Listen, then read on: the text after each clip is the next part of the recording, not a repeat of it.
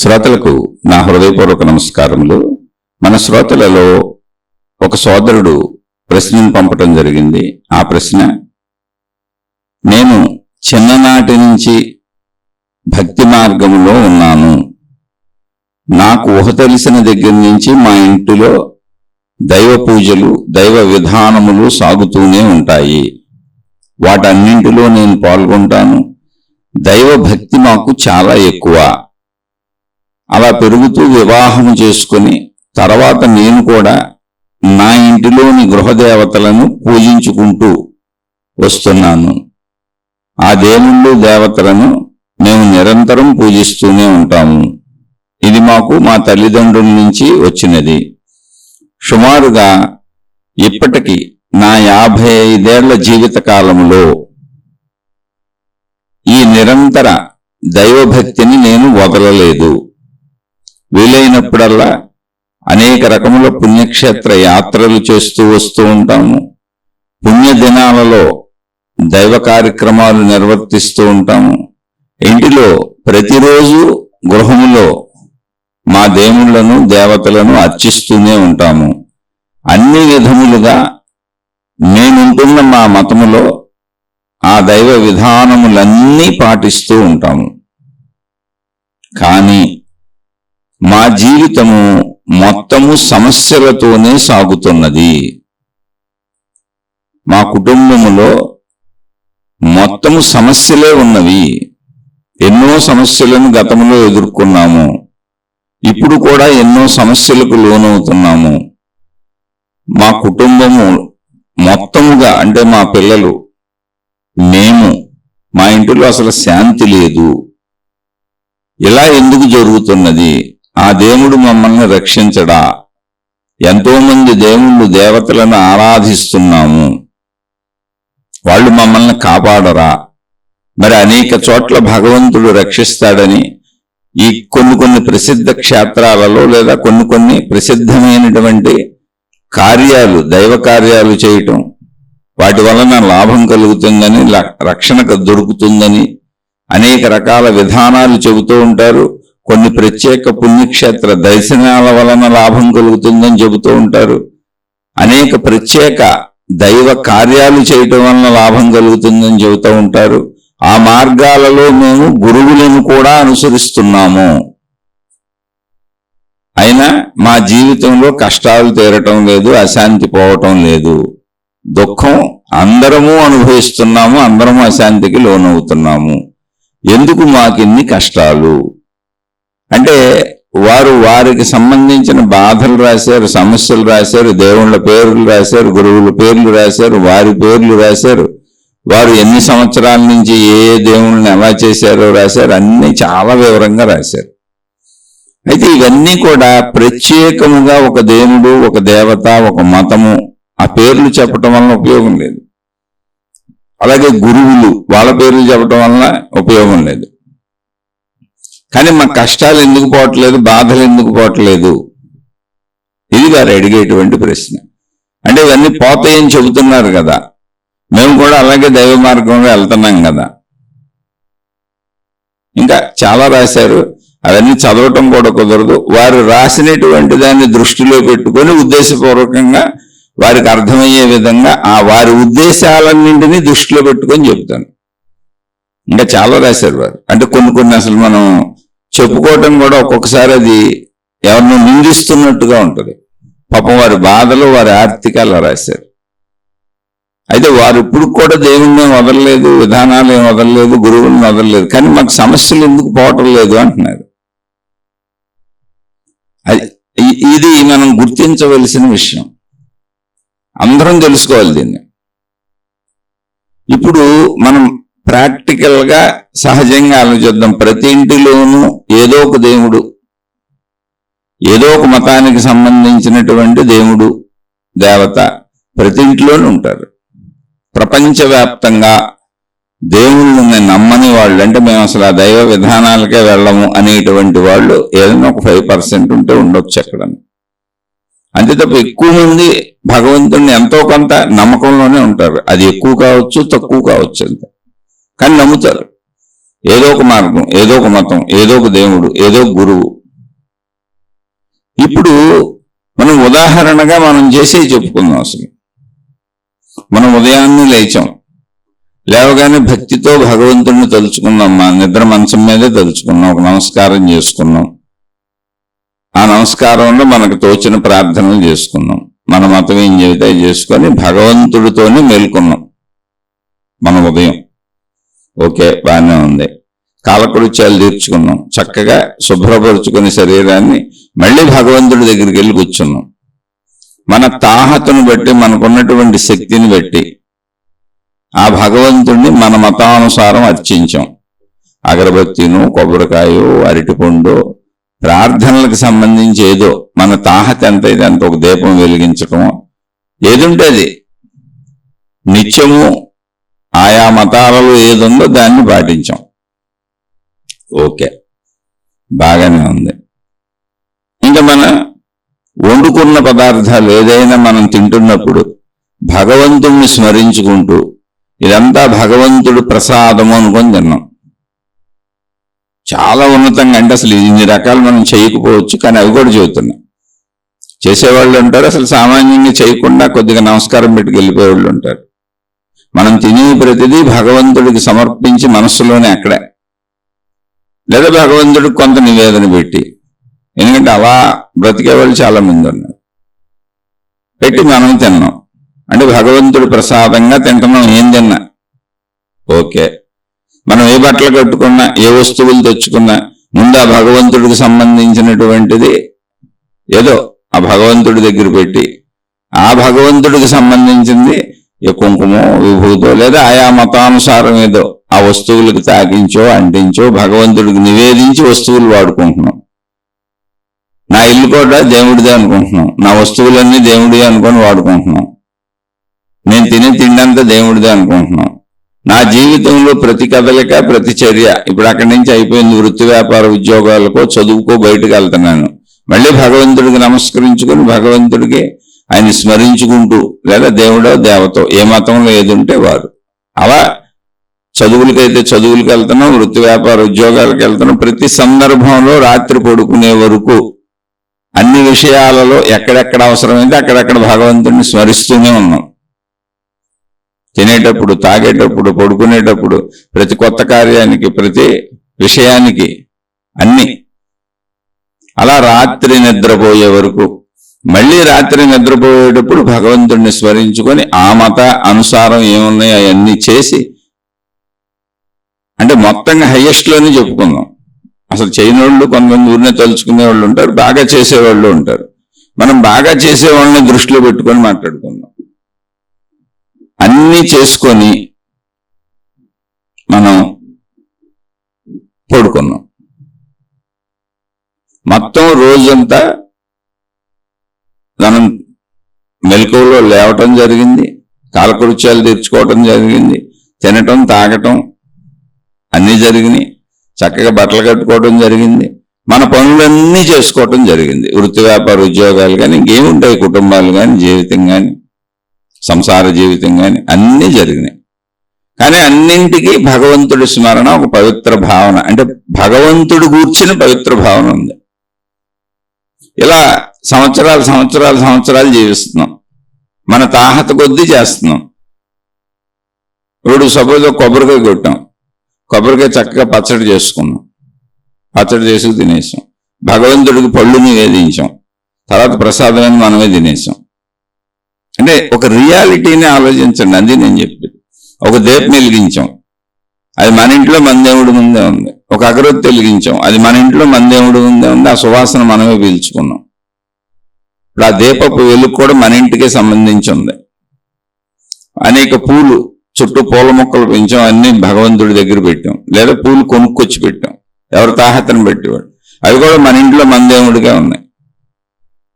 ఇవన్నీ నిత్యము చేస్తున్నాం, అనాదిగా చేస్తున్నాం, సంవత్సరాల నుంచి చేస్తున్నాం, చింతనం నుంచి చేస్తున్నాం. పెద్దవాళ్ళం అయిపోయి, ఆయన 55 ఏళ్ల వయసు వచ్చిందన్నారు, నాకు 57 ఏళ్ళు, 60, 70, 80 ఇలా చేస్తానే ఉన్నారు. చుట్టూ ఉన్న వాళ్ళు అందరూ ఉన్నారు, మా బంధువులు ఉన్నారు, మా చుట్టాలు ఉన్నారు, నేను చూసిన వాళ్ళు ఉన్నారు.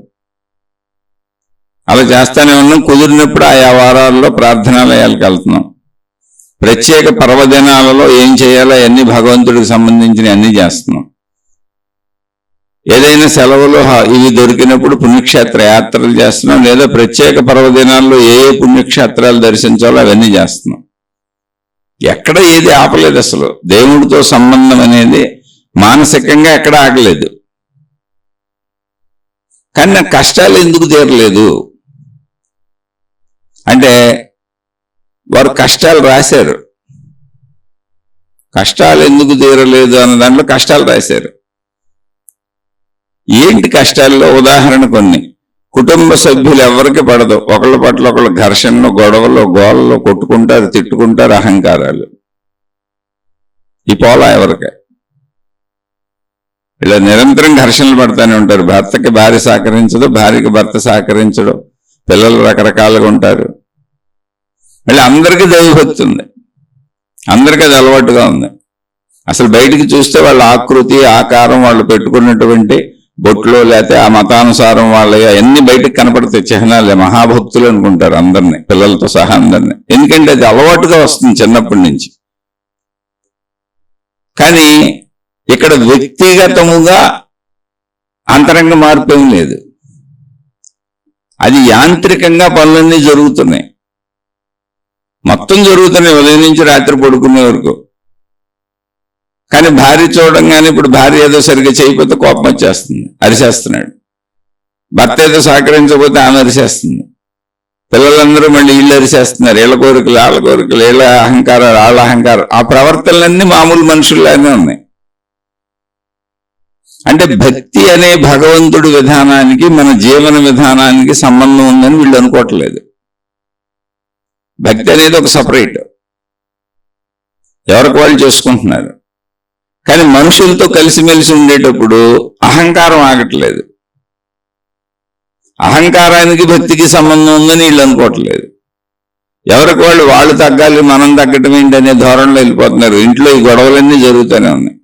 ఇప్పుడు ఈ పుణ్యక్షేత్ర యాత్రలకు వెళ్ళి కూడా వాళ్ళు చాలాసార్లు ఘర్షణలు పడి, గొడవలు పడి, కొట్టుకొని బయట కూడా జరిగినాయి సందర్భాలు. నిత్యం జరుగుతూనే ఉన్నాయి. జీవితం అంతా శాంతిగానే ఉంది. అనారోగ్యాలు, విపరీతమైన అనారోగ్యాలు, బాధలు. అంటే ఏంటి, ఒక కంట్రోల్ లేదు. తినే తిండి మీద కానీ, జీవించే జీవన శైలి మీద కానీ ఒత్తిడికి గురైపోతున్నారు, స్ట్రెస్కి గురైపోతున్నారు. అలానే భక్తి కార్యక్రమాలు ఏమీ ఆగట్లేదు. దైవ సంబంధిత విషయాలన్నీ చేస్తూనే ఉన్నారు, పాటిస్తూనే ఉన్నారు. ఇంటికి వచ్చి అరుచుకుంటున్నారు, కరుచుకుంటున్నారు. మళ్ళీ బాగున్నారు, ప్రార్థనాలయాలకు వెళ్తారు, పుణ్యక్షేత్రాలకు వెళ్తారు, పర్వదినాల్లో అన్ని చేస్తారు. కానీ ఇవన్నీ వాళ్ళు ఎలా చేస్తున్నారు అంటే యాంత్రికముగా. యాంత్రికముగా అంటే ఏంటి, ఒక యంత్రం స్విచ్ చేస్తే ఫ్యాన్ తిరుగుద్ది, స్విచ్ చేస్తే లైట్ వెలుగుద్ది, స్విచ్ తీస్తే ఆగిపోద్ది. అంటే అలవాటైన ధోరణిలో సాగుతుంది తప్ప దైవీపరమైన భక్తి అంటే మనిషి తనలో గుణమార్పును చేసుకోవాలి, నన్ను నేను మార్చుకోవాలనే ధోరణి అసలు లేదు అక్కడ. ఆ ధోరణి లేనప్పుడు జీవితం అస్తవ్యస్తంగా అశాంతిగానే ఉంటుంది. ఈ అస్తవ్యస్తతల అహంకారాల వల్లనే కదా శారీరక మానసిక అనారోగ్యాలు వస్తాయి. ఇంకొక అద్భుతమైన విషయం ఏంటంటే, అంటే వారు ప్రస్తావించిన విషయాలను తీసుకున్నాను, అన్నింటినీ చదవట్లేదు. కానీ ఇవి అందరికీ ఉపయోగపడేవి. ఎందుకంటే కొంతమంది అలాంటి వాళ్ళు ఉన్నారు. ఈ పుణ్యక్షేత్రాలు అప్పులు చేసి తిరుగుతున్నారు. అంటే పుణ్యం వస్తుంది, లాభం వస్తుంది, దేవుడు మేలు చేస్తాడు. అనేక రకాల పర్వదినాలలో డబ్బులు లేకపోయినా కూడా అప్పులు చేసి ఆడంబరంగా చేస్తున్నారు. అంటే ఇదంతా భగవంతుడికి సంబంధించిన కార్యం చేయకపోతే ఎలాగని.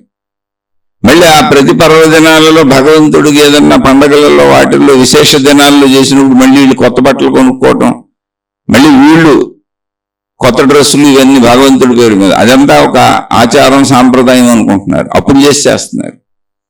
అదేంటంటే వాళ్ళ ఇళ్లలో పెద్దవాళ్ళైనటువంటి వృద్ధులుగా ఉన్న వాళ్ళ తల్లిదండ్రులు, వాళ్ళ బంధువులు కూడా, వాళ్ళ ఇంట్లో ఉంటున్న వాళ్ళు కూడా దాన్నే సమర్థిస్తున్నారు. ఇది మనకి ఎప్పటి నుంచో ఆచారంగా వస్తుంది, మనం ఇలా ఇవన్నీ చెయ్యాలని. డబ్బులు ఖర్చుతో కూడుకున్నవి ఉన్నాయి అందులో.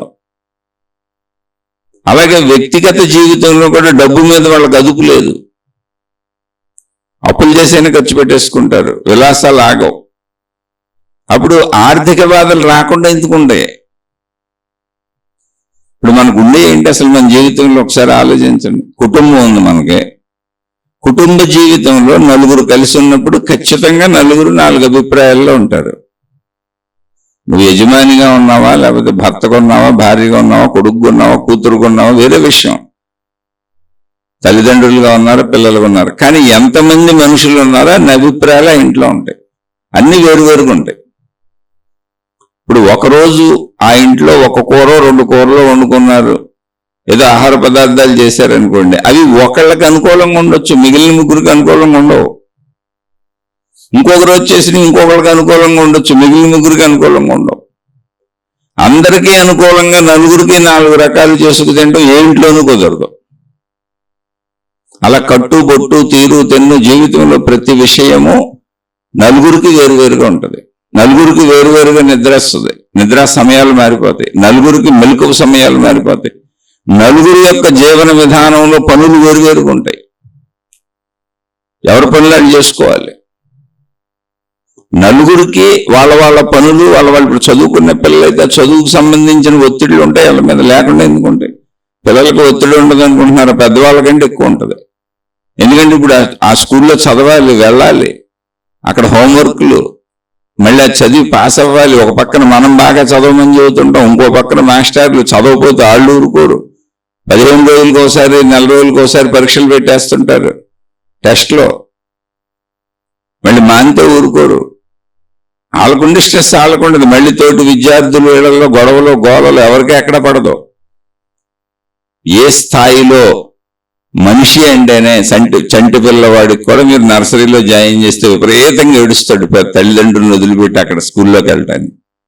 కొత్త వాళ్ళని చూసి స్ట్రెస్ వచ్చేస్తుంది, ఒత్తిడి వచ్చేస్తుంది, ఆందోళన. అందుకే ఏడుపుకు గురైపోతారు. వాళ్ళు ఏడుస్తున్నారు కాబట్టి చంటి పిల్లలకి ఆ ఒత్తిడి బయటికి పోద్ది. ఎదుగుతున్న కొద్దీ ఏడుపును ఆపుకుంటున్న వాళ్ళకి, దుఃఖాన్ని ఆపుకుంటున్న వాళ్ళకి, బాధను వ్యక్తపరచకుండా ఆపుకుంటున్న వాళ్ళకి, తమలో తాము బాధను దాచుకుంటున్న వాళ్ళకి అది స్ట్రెస్ అయిపోద్ది, ఒత్తిడి అయిపోద్ది, ఆందోళన అయిపోద్ది, మానసిక వ్యాధి అయిపోద్ది, మానసిక బాధ అయిపోద్ది, అనారోగ్యాలు అయిపోద్ది. మానసిక వ్యాధులకి శారీరక వ్యాధులకి గురైపోతారు. అక్కడే బీపీలు, షుగర్లు, గుండె జబ్బులు, కిడ్నీల జబ్బులు ఇవన్నీ వచ్చేది ఒత్తిడి వలన. దానికి తోడు తిండి మీద అదుపు లేదు, అసలు దేని మీద అదుపు లేదు. తిండి కాదు, బట్ట కాదు, నిద్ర కాదు, లేవటం కాదు, పడుకోవటం కాదు, ఒకళ్ళ మాటలు వినటం కాదు, చదువుకోవటం కాదు. అసలు అదుపు అనేది మన మీద మనకు లేదు. చూసుకోండి ఎవరికి వాళ్ళు. అలాంటి దైవభక్తులమే, మనకు అదుపు లేదంతే. దైవభక్తి మాత్రం సాగుతూనే ఉంటుంది. లేవంగా అని తలుచుకుంటాం, పడుకునేటప్పుడు తలుచుకుంటాం, లేచిన దగ్గర నుంచి రాత్రి పడుకునే వరకు మధ్యలో అన్ని రకాల పనులు చేసుకుంటూ భగవంతుడిని తలుచుకుంటాం. కొత్త వస్తువులు తెచ్చుకుంటే ఆ వస్తువులన్నింటికి భగవంతుడికి సంబంధించినవి తాకిస్తాం. అంతా భగవత్ ప్రసాదంగా ఇంటిని మార్చుకుంటాం. ఎందుకని? భగవంతుడు రక్షిస్తాడు. దేవుడో దేవతో ఎవరి మతమవుతాడు, రక్షిస్తాడని ఎరుక. ఎలా రక్షిస్తాడు? నీ భార్యతో నువ్వు కదా బాగుండాలి, నీ భార్య నీతో కదా బాగుండాలి, ఒకరికొకరు బాగుండాలి. తల్లిదండ్రులు పిల్లలతో బాగుండాలి, పిల్లలు తల్లిదండ్రులతో బాగుండాలి, ఒకరినొకరు సర్దుకోవడం నేర్చుకోవాలి. దేవుడు భక్తి అనేటువంటి దానికి జీవితానికి సంబంధం లేదనుకుంటే అసలు మనిషిలో మార్పులేదు. ఇప్పుడు మరి ప్రపంచం అదే. దొంగలు కూడా భగవంతుడిని ఆరాధిస్తారు. దోపిడీలకు వెళ్ళేటప్పుడు కూడా వాళ్ళు భగవంతుడిని దొరకకూడదు అనుకుంటారు. తప్పులు చేసే వాళ్ళందరూ భగవంతుడికి నమస్కరించుకొని వెళ్తారు, నేను దొరకకూడదని. ఎవరికి దొరకకుండా ఉండాలని కోరుకుంటారు. వాళ్ళకి దేవుడే ఉంటాడు, దొంగకి దేవుడే ఉంటాడు.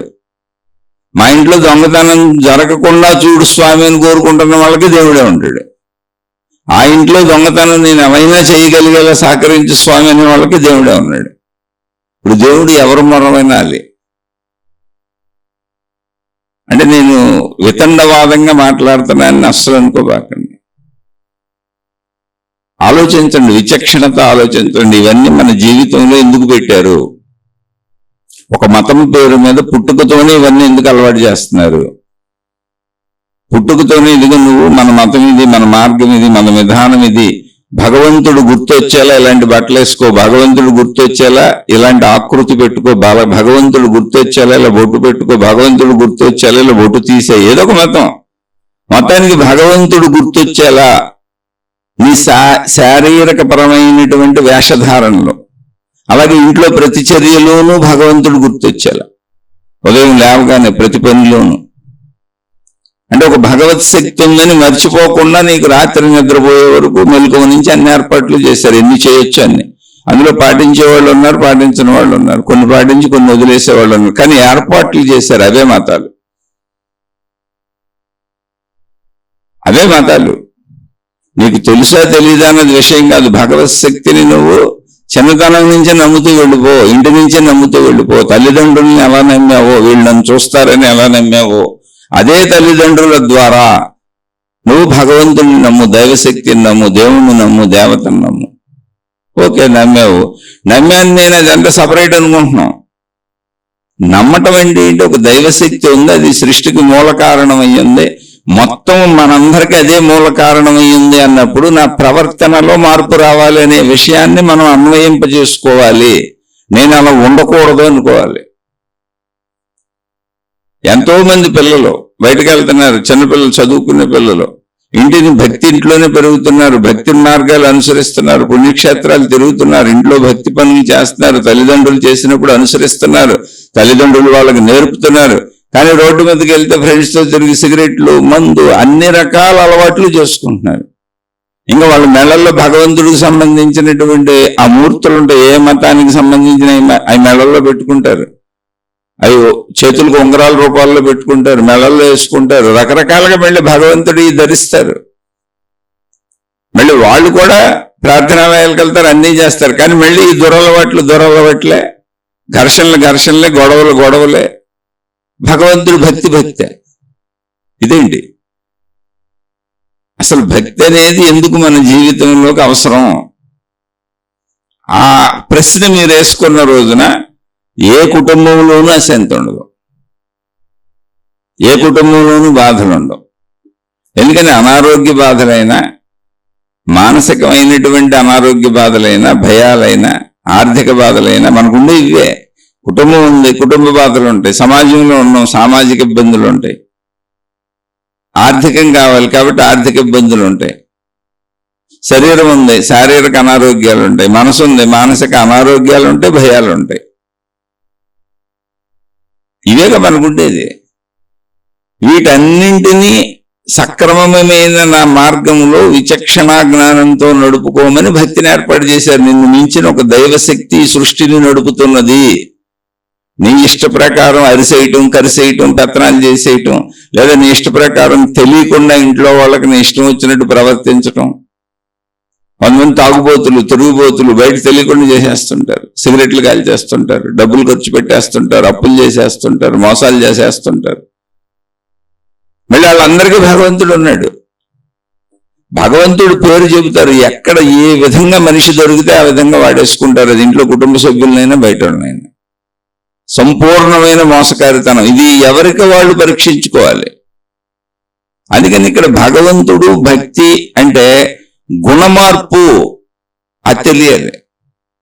ఇప్పుడు ఎవరైనా చూడండి, నీ ఇంట్లో నువ్వు వెలిగించుకున్నటువంటి ఒక అగరబత్తి వలన, నీ ఇంట్లో నువ్వు పెట్టుకొని నువ్వే పెట్టిన నైవేద్యం నువ్వే తినేయటం వలన, నువ్వు కొట్టుకున్న కొబ్బరికాయ నువ్వే పచ్చడి చేసేసుకోవటం వలన, నీ భగవంతుడికి సంబంధించిన ప్రార్థనలో ఏవో నీ ఇంట్లో నువ్వు చేసేసుకోవటం వలన ఏంటి ఎవరికి ఉపయోగం చెప్పండి? అసలు నేను భక్తిని తక్కువ అంటలా, భగవంతుడిని తక్కువ అంటలా.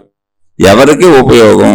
నువ్వెవరికైనా ఒక 10 పైసలు సహాయం చేసావా, ఒక మాట సహాయం చేసావా? ఇక్కడ ప్రార్థన చేస్తున్నావు, ఇక్కడ భగవంతుడిని ప్రార్థిస్తున్నావు. నీకు ఏ విధంగా తెలిస్తే నీ మత ఆచారాల అనుసారం ఇంట్లో రోజు భగవంతుడిని ప్రార్థిస్తున్నావు. అంటే నోటి మాటలతో, నోరుంది కదా, నోటి మాటలతో ప్రార్థిస్తున్నావు. ఈ నోటి మాటలతో ఎవరికైనా సహాయం చేసావా? అయ్యో భగవంతుడిని ప్రార్థిస్తున్న నోరే, ఈ నోటితో ఎవరిని పరుషంగా మాట్లాడకూడదు, బూతులు తిట్టకూడదు, ఘర్షణ పడకూడదు, గొడవలు పడకూడదు. ఈ నోటిని పవిత్రంగా ఉంచుకోవాలి, మాటలను పవిత్రంగా ఉంచుకోవాలి. ఎందుకంటే భగవంతుడిని ప్రార్థిస్తున్న నోరుని కలుషితం చేయకూడదు అనుకున్నావా? అలా అనుకోనప్పుడు నీది యాంత్రిక భక్తి. ఎన్ని సంవత్సరాలు చేసినా జీవితం అలాగే ఉంటుంది, అందరితో గొడవలే ఉంటాయి నీకు. ఎందుకని భగవంతుడికి ఏదో చేసేసాను, వీళ్ళంతా మామూలు మనుషులు, వీళ్ళతో ఇష్టం వచ్చినట్టు ఉండొచ్చు అనుకుంటున్నావు. కాదు, అసలు భగవంతుడనే కాన్సెప్ట్ ఏంటి అంటే ఎందుకు తెచ్చారు ఆ కాన్సెప్ట్ని మన జీవితాలకి? చిన్నతనం నుంచే మతాల రూపంలో ఎందుకు వచ్చేసింది, మన జీవితంలో ప్రవేశించేసింది? మనం పుట్టేటప్పుడుగా మన ఇంట్లో ఎందుకు ఉంది అంటే,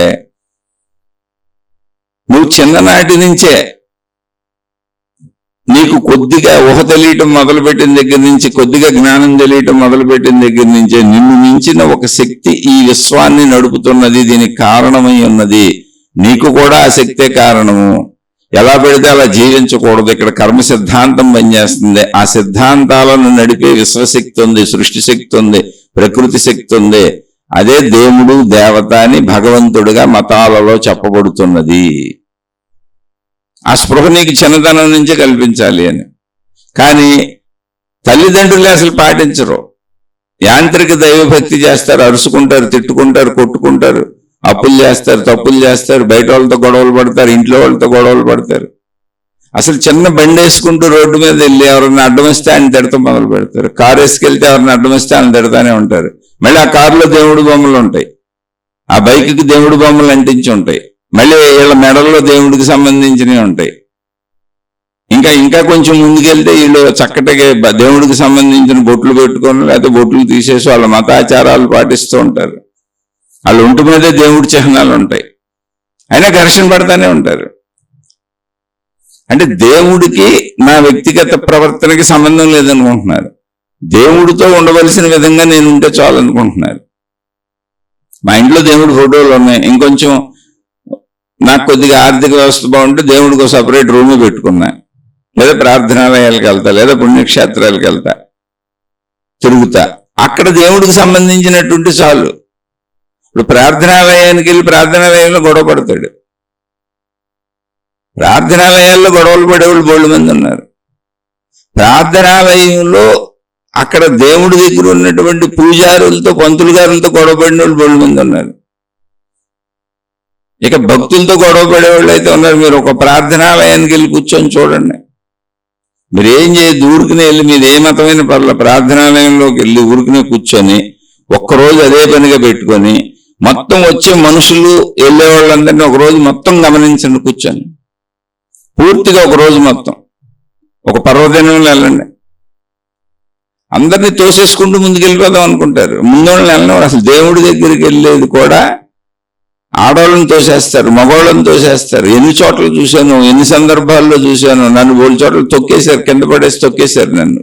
కొన్ని ప్రార్థనాలయాల్లో, కొన్ని పర్వదినాల సమయాల్లో నా మీద నుంచి తొక్కుకుంటూ వెళ్ళిపోయారు. అయితే ఇది ఎప్పుడో గతంలో జరిగింది, ఒక 25 ఏళ్ళ 30 ఏళ్ళ వెనక విషయం చెబుతున్నాను నేనే. నాకు ఇప్పుడు 50 ఏళ్ళు. నేను కొంచెం యవ్వనంలో ఉన్నప్పుడు, కుర్రవాడిగా ఉన్నప్పుడు చచ్చిపోయేవాడిని. చాలా చోట్ల ఇప్పుడు చనిపోతున్నారు కూడా అలా తొక్కేసుకొని. ఇప్పుడు ఆ దేవుడు విలువ పోయింది, ఆ ప్రార్థనాలయం విలువ పోగొడుతున్నారు వీళ్ళు. అది మానవ ప్రవర్తన, దైవ తప్పిదం కాదు. దైవ తప్పిదం అసలు జరగదు సృష్టిలో. దైవ తప్పిదం అనేదే ఉండదు. తప్పిదం ఉంటే అది దైవమే అవ్వదు, ఏ మతంలోనైనా సరే. దైవ ప్రదేశాలలో దైవము పేరు మీద తప్పిదాలన్నీ మనుషులే చేస్తున్నారు, మోసాలన్నీ మనుషులే చేస్తున్నారు. అనేక చోట్ల తోపులాటలు, తొక్కిసలాటలు, చనిపోవటాలు, వాళ్ళు కూల్చేయటాలు, వీళ్ళు కూల్చేయటాలు, ఇవన్నీ మానవ తప్పిదాలు. మరి దేవుడు ఏం చేస్తున్నాడు? రక్షిస్తలేడు ఏంటని మళ్ళీ కొంతమంది మొదలెడతారు. ఇప్పుడు ఈ ప్రశ్న వేసిన ఆయన అలాంటివి కూడా చెప్పారు. మతాలు కొట్టుకుంటుంటే దేవుడు ఏం చేస్తున్నాడు, వాళ్ళు కాల్ చేస్తుంటే దేవుడు ఏం చేస్తున్నాడు, అవి కూడా చెప్పారు. ప్రశ్న వేయటం చాలా తేలిగా అని నేను ప్రశ్నించిన సోదరుడిని అంటలేదు. ఎవరైనా ఏం చేస్తారని మాట్లాడేయటం చాలా తేలిగా. దేవుడు అసలు ఏమీ చేయడు, ఏమీ చేయట్లేదు. ఎందుకో తెలుసా? చేయవలసిందంతా చేసేసాడు. దేవునికి చేయటానికి కర్తవ్యము లేదు. అంటే మీరు దేవుడు దేవత స్థాయిలో మాట్లాడుకుంటున్నాం కాబట్టి సహజంగా మనం రోజు మాట్లాడుకునేవన్నీ ఆత్మజ్ఞాన శీర్షికలు. సరే, ఇప్పుడు ఇలా మాట్లాడుకుందాం. ఏదైనా ఒకటే, మనం బ్రతికేటప్పుడు బ్రతకాలి కదా. దేవుడు చేయవలసిందంతా చేసేసాడు. సృష్టి అనేది ఆల్రెడీ తయారైపోయింది. మానవులు ఎలా పుట్టాలో, సృష్టి మొత్తం ఎలా పుట్టాలో, ఎలా ఉండాలో, ఎప్పటి వరకు ఉండాలో అంతా నిర్ధారణ అయిపోయింది. ఇంక దేవుడు చేయటానికి ఏం లేదు అక్కడ. దేవుడు చేయవలసిందంతా చేసేసి సాక్షీభూతుడుగా ఉన్నాడు. అయితే మరి దేవుణ్ణి ఎందుకండి ఇప్పుడు మనం పూజించడం, ఆరాధించడం, అర్చించడం ఈ మతాల పేరుతో? అంటే ఆ దైవశక్తే కదా దీనికి మూలం. అప్పుడు నువ్వు దేవుడి వైపు వెళ్తే దేవుడి యొక్క విధానాలు తెలుసుకుంటావు, సృష్టి ధర్మాలు తెలుసుకుంటావు, నువ్వు ఎలా ఉండాలో తెలుసుకుంటావు, నువ్వు ధర్మంగా ఉండటం నేర్చుకుంటావు. అంతే తప్ప నీ కోసం సృష్టి విధానాలు మార్చడు. నువ్వు డబ్బులు ఎక్కువ ఇచ్చావని, డొనేషన్లు ఎక్కువ ఇచ్చావని, ప్రార్థనాలయాల్లో నువ్వు వెళ్ళి సేవ చేసావని నీకోసం అన్ని మారిపోతే ఇంక అసలు దొంగలందరూ దొంగతనాలు చేసి దోపిడీలు చేసి మళ్ళీ ఇక్కడికి వచ్చి సేవలు మొదలెడతారు. అలాంటి లాస్ ఏమి ఉండవు ఇక్కడ. దేవుడు చెయ్యవలసిందంతా చేసేసాడు. ఆ విషయం తెలుసుకోండి.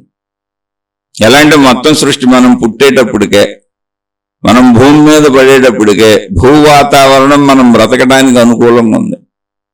పీల్చుకోవడానికి ఆక్సిజన్ గాలి ఉంది, బ్రతకడానికి మొత్తంగా అన్నీ ఉన్నాయి. ఇక్కడ ఒక మనిషి భూమి మీద పడినాక బ్రతకడానికి ఎన్ని కావాలో అన్నీ ఉన్నాయి, మొత్తం ఇక్కడ ఉన్నాయి.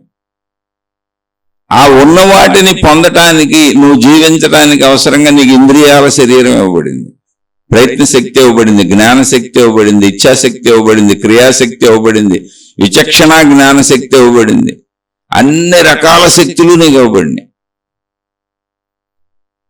నువ్వు వేటిని ఎలా ఉపయోగిస్తావు, నీకు స్వేచ్ఛ కూడా ఇవ్వబడింది. నువ్వు ఇష్టం వచ్చినట్టు జీవించు. నువ్వు దేవుడు చేసిన ఒక బొమ్మలాగా, ఒక రోబోట్ లాగా నువ్వు జీవించొద్దు. నువ్వు దేవుడిలానే జీవించు, నీ ఇష్టం వచ్చినట్టు జీవించు. స్వేచ్ఛ ఉంది నీకు. ఆ స్వేచ్ఛలో నువ్వు దేవుడైతే నీ చుట్టూ ఉన్న అందరూ దేవుళ్ళు దేవతలే. వాళ్ళు కూడా అలాగే భావించుకొని జీవించు. అందరికీ స్వేచ్ఛ ఉంది అక్కడ. ఎవరి ప్రయత్నంతో వాళ్ళకు దొరికిని చక్కగా తెచ్చుకోండి. ఎక్కువ కావాలనుకున్న వాళ్ళు ఎక్కువ ప్రయత్నించుకోండి, తక్కువతో తృప్తి పడతాం అనుకున్న వాళ్ళు తక్కువ ప్రయత్నించుకోండి. అది మీ ఇష్టమే. ఏం కావాలో అవి ప్రయత్నించుకోండి. కానీ అసంఖ్యాకంగా మీకు ఏర్పాట్లు చేశాను ఇక్కడ. అది దేవుడు ముందే చేసాడు. దేవుడు ఇప్పుడు ప్రస్తుతం చేయడానికి ఏం లేదు, ఇంకా చేయవలసిందంతా చేసేసాడు ఆయన. ఒకవేళ దేవత అయితే దేవత చేసేసారు ఆవిడ. మీరు ఏ మతం అయితే ఆ మతం, మీకు ఏ నమ్మకం అయితే ఆ నమ్మకం. జస్ట్ దేవుడు భగవంతుడు, అందుకే పేర్లు చెప్పట్లే. నీ ఇంట్లో నువ్వు చేసుకున్న పనులు, నువ్వు వెలిగించుకున్న అగరబత్తులు, నువ్వు పెట్టిన దీపారాధనలు, నువ్వు చేసిన ప్రేయర్స్, నువ్వు అది శరీరంతో నువ్వు రకరకాల భంగిమల్లో చేసుకునే ప్రార్థనలు, లేదా నీ ఇంట్లో నువ్వు పెట్టే వస్తువులు, అవన్నీ నీకే సంబంధం. నువ్వే తింటున్నావు, నువ్వే చేసుకుంటున్నావు. అసలు ఒక మనిషికి ఉపయోగం ఏం లేదు కదా. పైగా ఇప్పుడు ఈ దైవభక్తి పేరుతో ఇప్పుడు నేను ఫలానా ప్రార్థన చేసుకుంటున్నాను, ఇంట్లో వాళ్ళ మీద అరుస్తూ ఉంటారు. మీరు మోత చేయబాకండి, సౌండ్ చేయబాకండి, మీరు కదలకండి, మెదలకుండా కూర్చోండి, నా ప్రార్థన అయ్యేంతవరకు అని. మళ్ళీ ఒకటి ఉంటాయి. మళ్ళీ ఇక్కడ దైవ ప్రార్థనలు చేస్తేనే పొయ్యి మీద మాడిపోతుంది అంటుంటారు కొన్ని. ఆ పొయ్యి మీద చూడమంటా ఉంటారు. అటు అది ఇటు ఇది కలిపి కొట్టేస్తుంటారు. అంటే నేను ఎందుకు చెబుతున్నానంటే మనం పరిశీలించుకోకపోతే ఎలా? ఎందుకని అలా పరిశీలించుకోవడానికి అవసరమైన సర్వం ఇచ్చేశాడు దేవుడు. ప్రస్తుతం చేయటానికి ఏమీ లేదు, చేయవలసిందంతా చేసేశాడు. చేసేసి మనిషికి స్వేచ్ఛ ఇచ్చాడు. భూమి మీద మనిషే కాదు అన్ని జీవులకి. కాదు మనం మనుషులం కాబట్టి మానవ జాతి వరకు మాట్లాడుకున్నాం. భూమి మీదకి మనిషి వచ్చేటప్పటికి ఇక్కడ మనిషికి కావాల్సిన అన్నీ ఉన్నాయి. దానికి సంబంధించి నువ్వు బ్రతకడానికి అవసరమైనటువంటి శరీరం ఉంది, మేధాశక్తి ఉంది, ప్రజ్ఞ ఉంది, అన్నీ ఉన్నాయి. నీకు సకల సమర్థతలు నీలో ఉన్నాయి. ఆ సమర్థతలను పెంచుకుంటావా తగ్గించుకుంటావా నీ ఇష్టం. ఏది ఉపయోగిస్తుంటే అది బలపడతా ఉంటుంది. చేతులతో ఎక్కువ పని చేశారనుకోండి చేతులు బలపడతాయి, కాళ్ళతో ఎక్కువ పని చేశారనుకోండి కాళ్ళు బలపడతాయి. అలా ప్రతి దానికి నువ్వు దేన్ని ఉపయోగిస్తే, అది మేధాశక్తిని ఉపయోగిస్తే జ్ఞానం బలపడుతుంది, మంచిని ఎక్కువ ఉపయోగిస్తే బుద్ధి బలపడుతుంది, కోరికలను ఎక్కువ పెంచుకుంటే మనసు బలపడుతుంది, పొగరు ఎక్కువ పెంచుకుంటే అహంకారం బలపడుతుంది. అలా నువ్వు దేన్ని పెంచుకుంటావని నీ ఛాయిస్. మొత్తం ఛాయిస్లన్నీ నీకే ఉన్నాయి. స్వేచ్ఛ. ఎందుకు స్వేచ్ఛ అంటే భగవంతుడు కూడా ఏం ఆలోచించాడంటే నేను ఎంత స్వేచ్ఛగా హాయిగా నా ఇష్టం వచ్చినట్టు ఉంటానో నా బిడ్డలు కూడా అలాగే అంత ఇష్టం వచ్చినట్టు స్వేచ్ఛగా ఉండాలనుకున్నాడు. తనను తాను ఎలా భావించుకుంటాడో భగవంతుడు అలాగే మనిషిని తయారు చేశాడు. అంత స్వేచ్ఛ ఇచ్చాడు. నీ ప్రయత్నంతో నువ్వు బతుకున్నాడు. భగవంతుడికి మహిమలు మాయలు అద్భుతాలు ఏమి లేవు. అలా నీ స్వేచ్ఛతో నువ్వు బతుకు, నీకు అన్నీ ఇచ్చాక. ఎవరి ప్రయత్నంతో వాళ్ళు బతకండి. అండ్ కొంతమందికి తెలివి ఎక్కువ ఉంది, కొంతమందికి తెలివి తక్కువ ఉందని అడగబాకండి. ఏదైనా సరే అది పెంచుకుంటే పెరుగుతాయి అన్నీ. చెడు పెంచుకుంటేనే పెరుగుద్ది, మంచి పెంచుకుంటేనే పెరుగుద్ది. అప్పుడే పుట్టిన బిడ్డకి అసలు ఏదీ లేదు. అక్కడి నుంచి ఇంకా ప్రపంచంలో అన్ని చూసి నేర్చుకుంటూ పెరగడమే. అందుకే ఇంట్లోనే మతం ఉంది, పుట్టేటప్పటికే మతం ఉంది. నీకు దేవుడి గురించి కూడా చెప్పబడుతుంది. దేవుడి గురించి భయభక్తులు చిన్నప్పటి నుంచే నీకు నేర్పడుతున్నాయి. సమాజంలో నువ్వు ఎటు చూసినా నీకు ఏదో ఒక మతపు దేవుడు కనపడతానే ఉంటాడు. అనేక ప్రార్థనాలయాలు తగులుతూనే ఉంటాయి. సంవత్సరం పొడుగున అనేక పర్వదినాలలో భగవంతుడిని గుర్తు చేయబడుతూనే ఉంటాడు, నీ ఇంట్లోనూ బయట కూడా. ఇక్కడ నువ్వు నీ ప్రవర్తనకి ఎక్కడ భగవంతుడిని కలిపావు. ఇప్పుడు నోటితో ప్రేయర్స్ చేస్తాం, ఓకే. ఇప్పుడు మరి నోటిని శుభ్రంగా ఉంచుకున్నావా? ఆ నోటితో బూతులు తిట్టకుండా, ఘర్షణలు పడకుండా, గొడవలు పడకుండా నోటిని పవిత్రంగా ఉపయోగించావు. ఎందుకంటే ప్రార్థన చేసే నోరు కదా అది. ఆహారం తింటే నోరు కలుషితం అవుద్దని ఎవరు చెప్పలేదే. నువ్వు బ్రతకడానికి ఎప్పుడు నోరు కలుషితమైన పదాలు వాడక. ఆ నోటి మాటలతో ఎవరిని బాధ పెట్టుకో. నీ నోటి మాటలు ఇతరులకు మేలు కలిగించేలా ఉన్నాయా, ఆనందం కలిగించేలా ఉన్నాయా, ఇతరులకి మైత్రీభావంతో వెళ్తున్నాయా నీ నోటి మాటలు? వాళ్ళు సంతోషిస్తారా? వాళ్ళకి ధైర్యం వస్తుందా నువ్వు మాట్లాడుతుంటే? నీ మాటల వలన ఎవరన్నా ధైర్యం పొందుతున్నారా? లేదండి నేను మా ఇంట్లో రోజుకు 4-5 గంటలు ప్రేయర్స్ చేస్తానండి, పొద్దున్న చేస్తాను, మధ్యాహ్నం చేస్తాను, సాయంత్రం ఫలానా అన్నీ చేస్తాను, లేకపోతే ఇదిగో గ్రంథాలు పారాయణ చేసుకుంటాను. ఓకే, బాగానే ఉంది. అది నీకు ఉపయోగపడిందేమో, నీ మానసికంగా నీకు ఉపయోగపడిందేమో. కానీ నీ వలన ఇతరులకే ఉపయోగపడితే కదా ఇతరులు నీతో మంచిగా ఉండేది. నువ్వు ఇతరులకి ఎక్కడ ఉపయోగపడ్డావు? నీ మాట ఇతరులకు ఉపయోగపడిందా? ఇప్పుడు ఆ పారాయణ చేసిన మనిషివి నువ్వు ఎలా ఉండాలి? కుటుంబ సభ్యులతో కానీ బయట వాళ్ళతో కానీ. ఒక పక్క ఇదే నోటితో భగవంతుణ్ణి నువ్వు ప్రార్థిస్తున్నావు, ఇదే కంటితో భగవంతుణ్ణి చూస్తున్నావు, ఇదే చెవులతో భగవత్ ప్రార్థనలు వింటున్నావు. నువ్వు మొత్తం ఈ శరీరంతో భగవంతుడు సన్నిధిని అనుభవిస్తున్నావు కదా రోజు. అదే కదా భక్తి చేయటం అంటే. ఎంతో కొంత ఎవరి స్థాయిలో. అప్పుడు ఈ శరీరంతో నువ్వు ఇతర శరీరాలతో ఎలా ఉండాలి? భగవంతుడిని గుర్తుపెట్టుకొని ప్రవర్తిస్తున్నావు అక్కడ కూడా. అలాని భార్యాభర్తలు కాపురాలు చేయటం అపవిత్రం అని ఎవరు చెప్పలేదు. ఎందుకంటే భగవంతుడిగా పెళ్లిళ్ళు అయినాయి. అవి కొన్ని మతాల్లో ఒప్పుకోకపోవచ్చు, కానీ మీరు గమనిస్తే భగవంతుడికి భార్య, భర్త, పిల్లల విధానం పెట్టారు. అలాగే మనం కూడా సృష్టి సహజంగా ఆలోచించాలి. పిచ్చ వెర్రి తలంపులు మన సొంత ఆలోచనలతో కాదు. స్త్రీ పురుష శారీరక సంబంధాలు తప్పు అంటే అసలు సృష్టి అలా పెట్టదు. ఇప్పుడు మొక్కల నుంచి విత్తనాలు వస్తాయి, విత్తనాల నుంచి మొక్కలు వస్తాయి. కొన్ని మొక్కలు అంట్లు కట్టుకొని మొక్కలు వేసేసుకోవచ్చు, మొక్కల నుంచే మొక్కలు వచ్చేస్తాయి. అలా మనుషుల్ని భగవంతుడు కావాలనుకుంటే అలా ఏకజాతే పెట్టేవాడు, స్త్రీ పురుష సంయోగం పెట్టేవాడు కాదు. కాబట్టి ఆ భగవంతుడు పెట్టిన స్త్రీ పురుష సంయోగం, దాన్ని సృష్టి యజ్ఞము అన్నారు. ఒక పవిత్రతని చేకూర్చారు దాన్ని. తద్వారా పిల్లల ఉత్పత్తి, సృష్టి ముందుకు నడుస్తుంది అన్నారు. పితృ రుణం ఎలా తీరుతుంది అన్నదానికి చెప్పారు. పితృ రుణం అంటే ఏంటి? తల్లిదండ్రుల రుణం అని. పితృ అంటే తండ్రి ఒక్కడే కాదు, తల్లిదండ్రుల రుణం ఎలా తీరుతుంది? నీకు జన్మనిచ్చారు కాబట్టి నువ్వు ఇంకొక బిడ్డకి జన్మనిస్తే పితృ రుణం తీరుతుంది అన్నారు. అలా కొన్ని పెట్టారు అద్భుతమైన విషయాలు. మళ్ళీ నువ్వు వాళ్ళని పెంచాలి అలా. అలాగే నీ తల్లిదండ్రులను చూడాలి. ఓకే, ఇవన్నీ బాగానే ఉన్నాయి. అసలు నువ్వు పాటిస్తున్నావా? అది కాదు నేను అడిగేది. నువ్వు ఏదైతే పారాయణ చేసావో, ఏ దేవుణ్ణి అయితే కంటితో చూసావో, ఏ దేవుణ్ణి అయితే చెవులతో వింటున్నావో, ఏ ప్రార్థనలు వింటున్నావో, ఏ భక్తి గీతాలు వింటున్నావో, ఏదైతే అది, ఏ దేవుణ్ణి అర్చిస్తున్నావో, ఆరాధిస్తున్నావో, అవన్నీ శరీరంతో చేస్తున్నావు కదా. అక్కడ ఎంత సౌమ్యంగా ఉంటున్నావో, అక్కడ ఎంత ప్రశాంతంగా ఉంటున్నావో, అక్కడ ఎంత వినయంగా ఉంటున్నావో, అక్కడ ఎంత మంచిగా ఉంటున్నావో అక్కడ దేవుడి దగ్గర. అలా నువ్వు సాటి మనుషులతో ఉండగలుగుతున్నావా? అలా ఉండటానికి నీకు అవి చేశారు ఏర్పాట్లు. ఎందుకని ఇది మొత్తం సృష్టి దేవుడిదే కదా. ఇది సంతానం అంతా దేవుడి సంతానమే కదా. ఈ మొత్తం సృష్టికి కారణభూతుడు భగవంతుడే కదా. అప్పుడు నువ్వు ఎవరిని మోసం చేసినా భగవంతుడి తాలూకా వాళ్ళని మోసం చేసావు, నువ్వెవరిని తిట్టినా భగవంతుడి తాలూకా వాళ్ళని తిట్టావు, నువ్వెవరితో ఘర్షణ పడినా భగవంతుడి తాలూకా వాళ్ళతో ఘర్షణ పడ్డావు. నువ్వు ఎక్కడ ఏ చిన్న చెడు పని చేసినా, చిన్న అసత్యం ఆడినా అది భగవంతుడి తాలూకా వాళ్ళతోనే.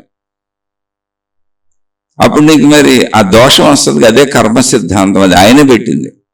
మరి ఏమన్నా కాదండి నేను ప్రత్యేకంగా మరి ప్రత్యేక ప్రార్థనలు చేశాను, ప్రత్యేక పూజలు చేశాను, నేను ప్రత్యేకంగా డబ్బు ఎక్కువ ఖర్చు పెట్టాను, ప్రత్యేకంగా పుణ్యక్షేత్రాలు తిరిగి వచ్చాను, కాబట్టి నాకేమన్నా ఆ ప్రత్యేకతలకి డిస్కౌంట్లు ఎటువంటి భారీ ఆఫర్లు ఉండవా నాకంటే, అందరూ దేవుడు తాలూకా అయినప్పుడు నీకు ఎలా డిస్కౌంట్ ఇవ్వాలి? ఆయన తాలూకా ఎవరన్నా లేకపోతే, కొందరు కాకపోతే అప్పుడు నీకు ప్రత్యేకంగా ఇవ్వచ్చు. ఈ బ్యాచ్ నా వాళ్ళు కాదులే, కాబట్టి వీళ్ళని నువ్వు తిట్టినా పర్వాలేదు, కొట్టినా పర్వాలేదు, మోసం చేసినా పర్లేదు, అన్యాయం చేసినా పర్లేదు, ఎందుకంటే వీళ్ళు నా బ్యాచ్ కాదని. కానీ సృష్టి అంతా భగవంతుడిదేగా. అప్పుడు నువ్వేం చేస్తున్నావు? భగవంతుణ్ణి ప్రార్థిస్తున్నావు, భగవంతుణ్ణి పూజిస్తున్నావు, భగవంతుణ్ణి అర్చిస్తున్నావు. అన్ని రకములుగా పారాయణ చేస్తావు, పూజిస్తావు, అర్చిస్తావు, తపస్సు చేస్తావు, ధ్యానం చేస్తావు, పుణ్యక్షేత్ర యాత్రలు చేస్తావు. రోజు నువ్వు లేచిన దగ్గర నుంచి రాత్రి వరకు నీ ఇంటిలో తలుచుకుంటూ, బయట తలుచుకుంటూ, మొత్తం అన్ని సాగించుకుంటూ, భగవంతుడి ధ్యాసలో గడుపుతూ నువ్వు ఎన్నైనా చెయ్యి. మనుషులతో ఎలా ఉన్నావు? మనుషులందరూ భగవంతుడికి సంబంధించిన వాళ్ళేగా. మనుషులతోనే కదా, అసలు సృష్టితో ఎలా ఉన్నావు అని అడగాలి. కానీ మానవ జాతి వరకు మాట్లాడుకున్నావు. నువ్వు సాటి మనుషులతో ఎలా ఉన్నావు? నీకు ఒక జీవిత భాగస్వామి ఇవ్వబడింది, నువ్వు పీల్చి పిప్పి చేసేసి పెత్తనాలు చేసి వాడుకోమని కాదు. నీకు సహచర్యంగా నీ జీవితకాలం తోడుండటానికి, నీకు కాలక్షేపంగా, నీకు అన్యోన్యంగా, నీకు ఒక స్నేహితుడుగా, స్నేహితురాలిగా జీవితకాలం తోడు లేదని ఏడుస్తావు. ఎందుకంటే తల్లిదండ్రులు వృద్ధాప్యం ఇచ్చి మధ్యలోనే పోతారు, అన్నదమ్ములు అక్క చెల్లెళ్ళు ఎవరి కుటుంబాలు వాళ్ళు చూసుకుంటూ పోతారు. రేపు పిల్లలు పుట్టినాక పిల్లలు వాళ్ళు పెళ్లిళ్ళు చేసుకొని వాళ్ళ దారిని పోతారు. నీకు జీవితకాలం మొత్తం ఒకళ్ళు తోడు ఉండాలి, నువ్వు ఒంటరితనం ఫీల్ అవ్వకూడదని స్త్రీని పురుషుడిని వేరువేరుగా చేసి వేరువేరు శరీరాలు ఇచ్చి, ఈ శరీరాల మధ్య విపరీతమైన శారీరక ఆకర్షణ అనే కోరికను పెట్టి వేరువేరు ఇంద్రియాలు పెట్టి వీళ్ళు ఆ ఇంద్రియ సుఖాలు తీర్చుకోవటం కోసం కలుస్తుంటే, ఆ కలిసినప్పుడు పిల్లలు పుట్టేలా పెట్టి, ఆ పిల్లలు పుట్టిన వాళ్ళ మీద వాత్సల్యం కలిగేలా పెట్టి, మళ్ళీ వాళ్ళని పెంచుకుంటూ ఇది నేను, నాది, నా కుటుంబం అనే భావనతో హాయిగా బతుకు. నువ్వు పుట్టిన దగ్గర నుంచి చనిపోయే వరకు నీకు నిరంతరం ఎవరొకళ్ళు తోడుండేలా ఏర్పాటు చేశాను, నీకు అన్ని దొరికేలా సృష్టిలో ఏర్పాటు చేశాను, జస్ట్ నువ్వు కొంచెం ప్రయత్నం చేసుకో చాలు అని భగవంతుడు చెబితే, భగవంతుడిని భగవంతుడా నిన్ను పూజిస్తాను, నిన్ను అర్చిస్తాను, అమ్మ దేవత నిన్ను పూజిస్తాను, నిన్ను అర్చిస్తాను, నీ దగ్గర వినయంగా ఉంటాను, నీ దగ్గర మంచిగా ఉంటాను, నీకోసం ఏమన్నా చేస్తాను, నీకోసం ప్రార్థనలు చేస్తాను, నీకోసం చేస్తాను, మనుషులతో మాత్రం మంచిగా ఉండనంటే అలా? మనుషులందరూ ఈ దేవుడు దేవత తాలూకా అనే విషయం మర్చిపోతున్నాం అసలు. దీనికంటే బెటర్ ఏంటంటే, నేను పూజలు అయ్యాన్ని ఆపేమంటలా, దీనికంటే బెటర్ ఏంటంటే నువ్వు మనుషులందరితో మంచిగుండు. ఈ మనుషులందరూ దైవానికి సంబంధించిన వాళ్ళే అనే భావంతో ఉండు. నువ్వు మనుషులందరికీ మేలు చెయ్యి. నువ్వు ఆ దీపం వెలిగించేటువంటి ఖర్చు, ఆ అగరబత్తి వెలిగించేటువంటి ఖర్చు, ఆ కొబ్బరికాయ కొట్టేటువంటి ఖర్చు, ఆ పూలు పెట్టేటువంటి ఖర్చు ఏదో ఉంది, ఎంతో కొంత ఖర్చు పెడతావుగా, అది ఎవరికైనా లేని వాళ్ళకి పెట్టు. నువ్వు అక్కడ ప్రార్థనలు, ప్రేయర్స్ ఏదో చేస్తావుగా, ధ్యానములు, తపస్సులు, నువ్వేది చేస్తేది దాన్ని కొంచెం ప్రజలతో సత్సంబంధాలతో ఉండేలా మంచిగా ఉండు. భగవంతుడి దగ్గర వినయంగా ఉంటావు కదా, మళ్ళీ ప్రజలతో మంచిగా ఉండు, నీ కుటుంబ సభ్యులతో కూడా అలా మంచిగా ఉండు.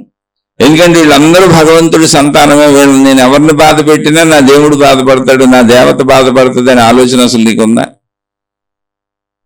ఈ మనుషులు నేను ఏ దేవుణ్ణి అర్చిస్తానో, ఏ దేవతను అర్చిస్తానో, నేను ఏ మతానికి సంబంధించి ఆ మతంలో ఆ దేవుణ్ణి ప్రార్థిస్తున్నానో, మొత్తం మానవ జాతి సృష్టి అంతా ఈ దేవుడికి సంబంధించిందే అన్న భావన ఉందా? రియల్ గా మనం ఒక దేవుణ్ణి నిజంగా పూజిస్తున్నాం, ఆ దేవుడు మానవ రూపంలో ఉన్నాడని కాసేపు అనుకుందాం. ఆ దేవుడికి భార్య పిల్లలు ఉన్నారు, మనం పూజించే దేవుడే. ఆ దేవుడికి భార్య ఉంది, పిల్లలు ఉన్నారు, ఆవిడ దేవత. ఆ దేవతకి భర్త ఉన్నాడు, ఆయన దేవుడు.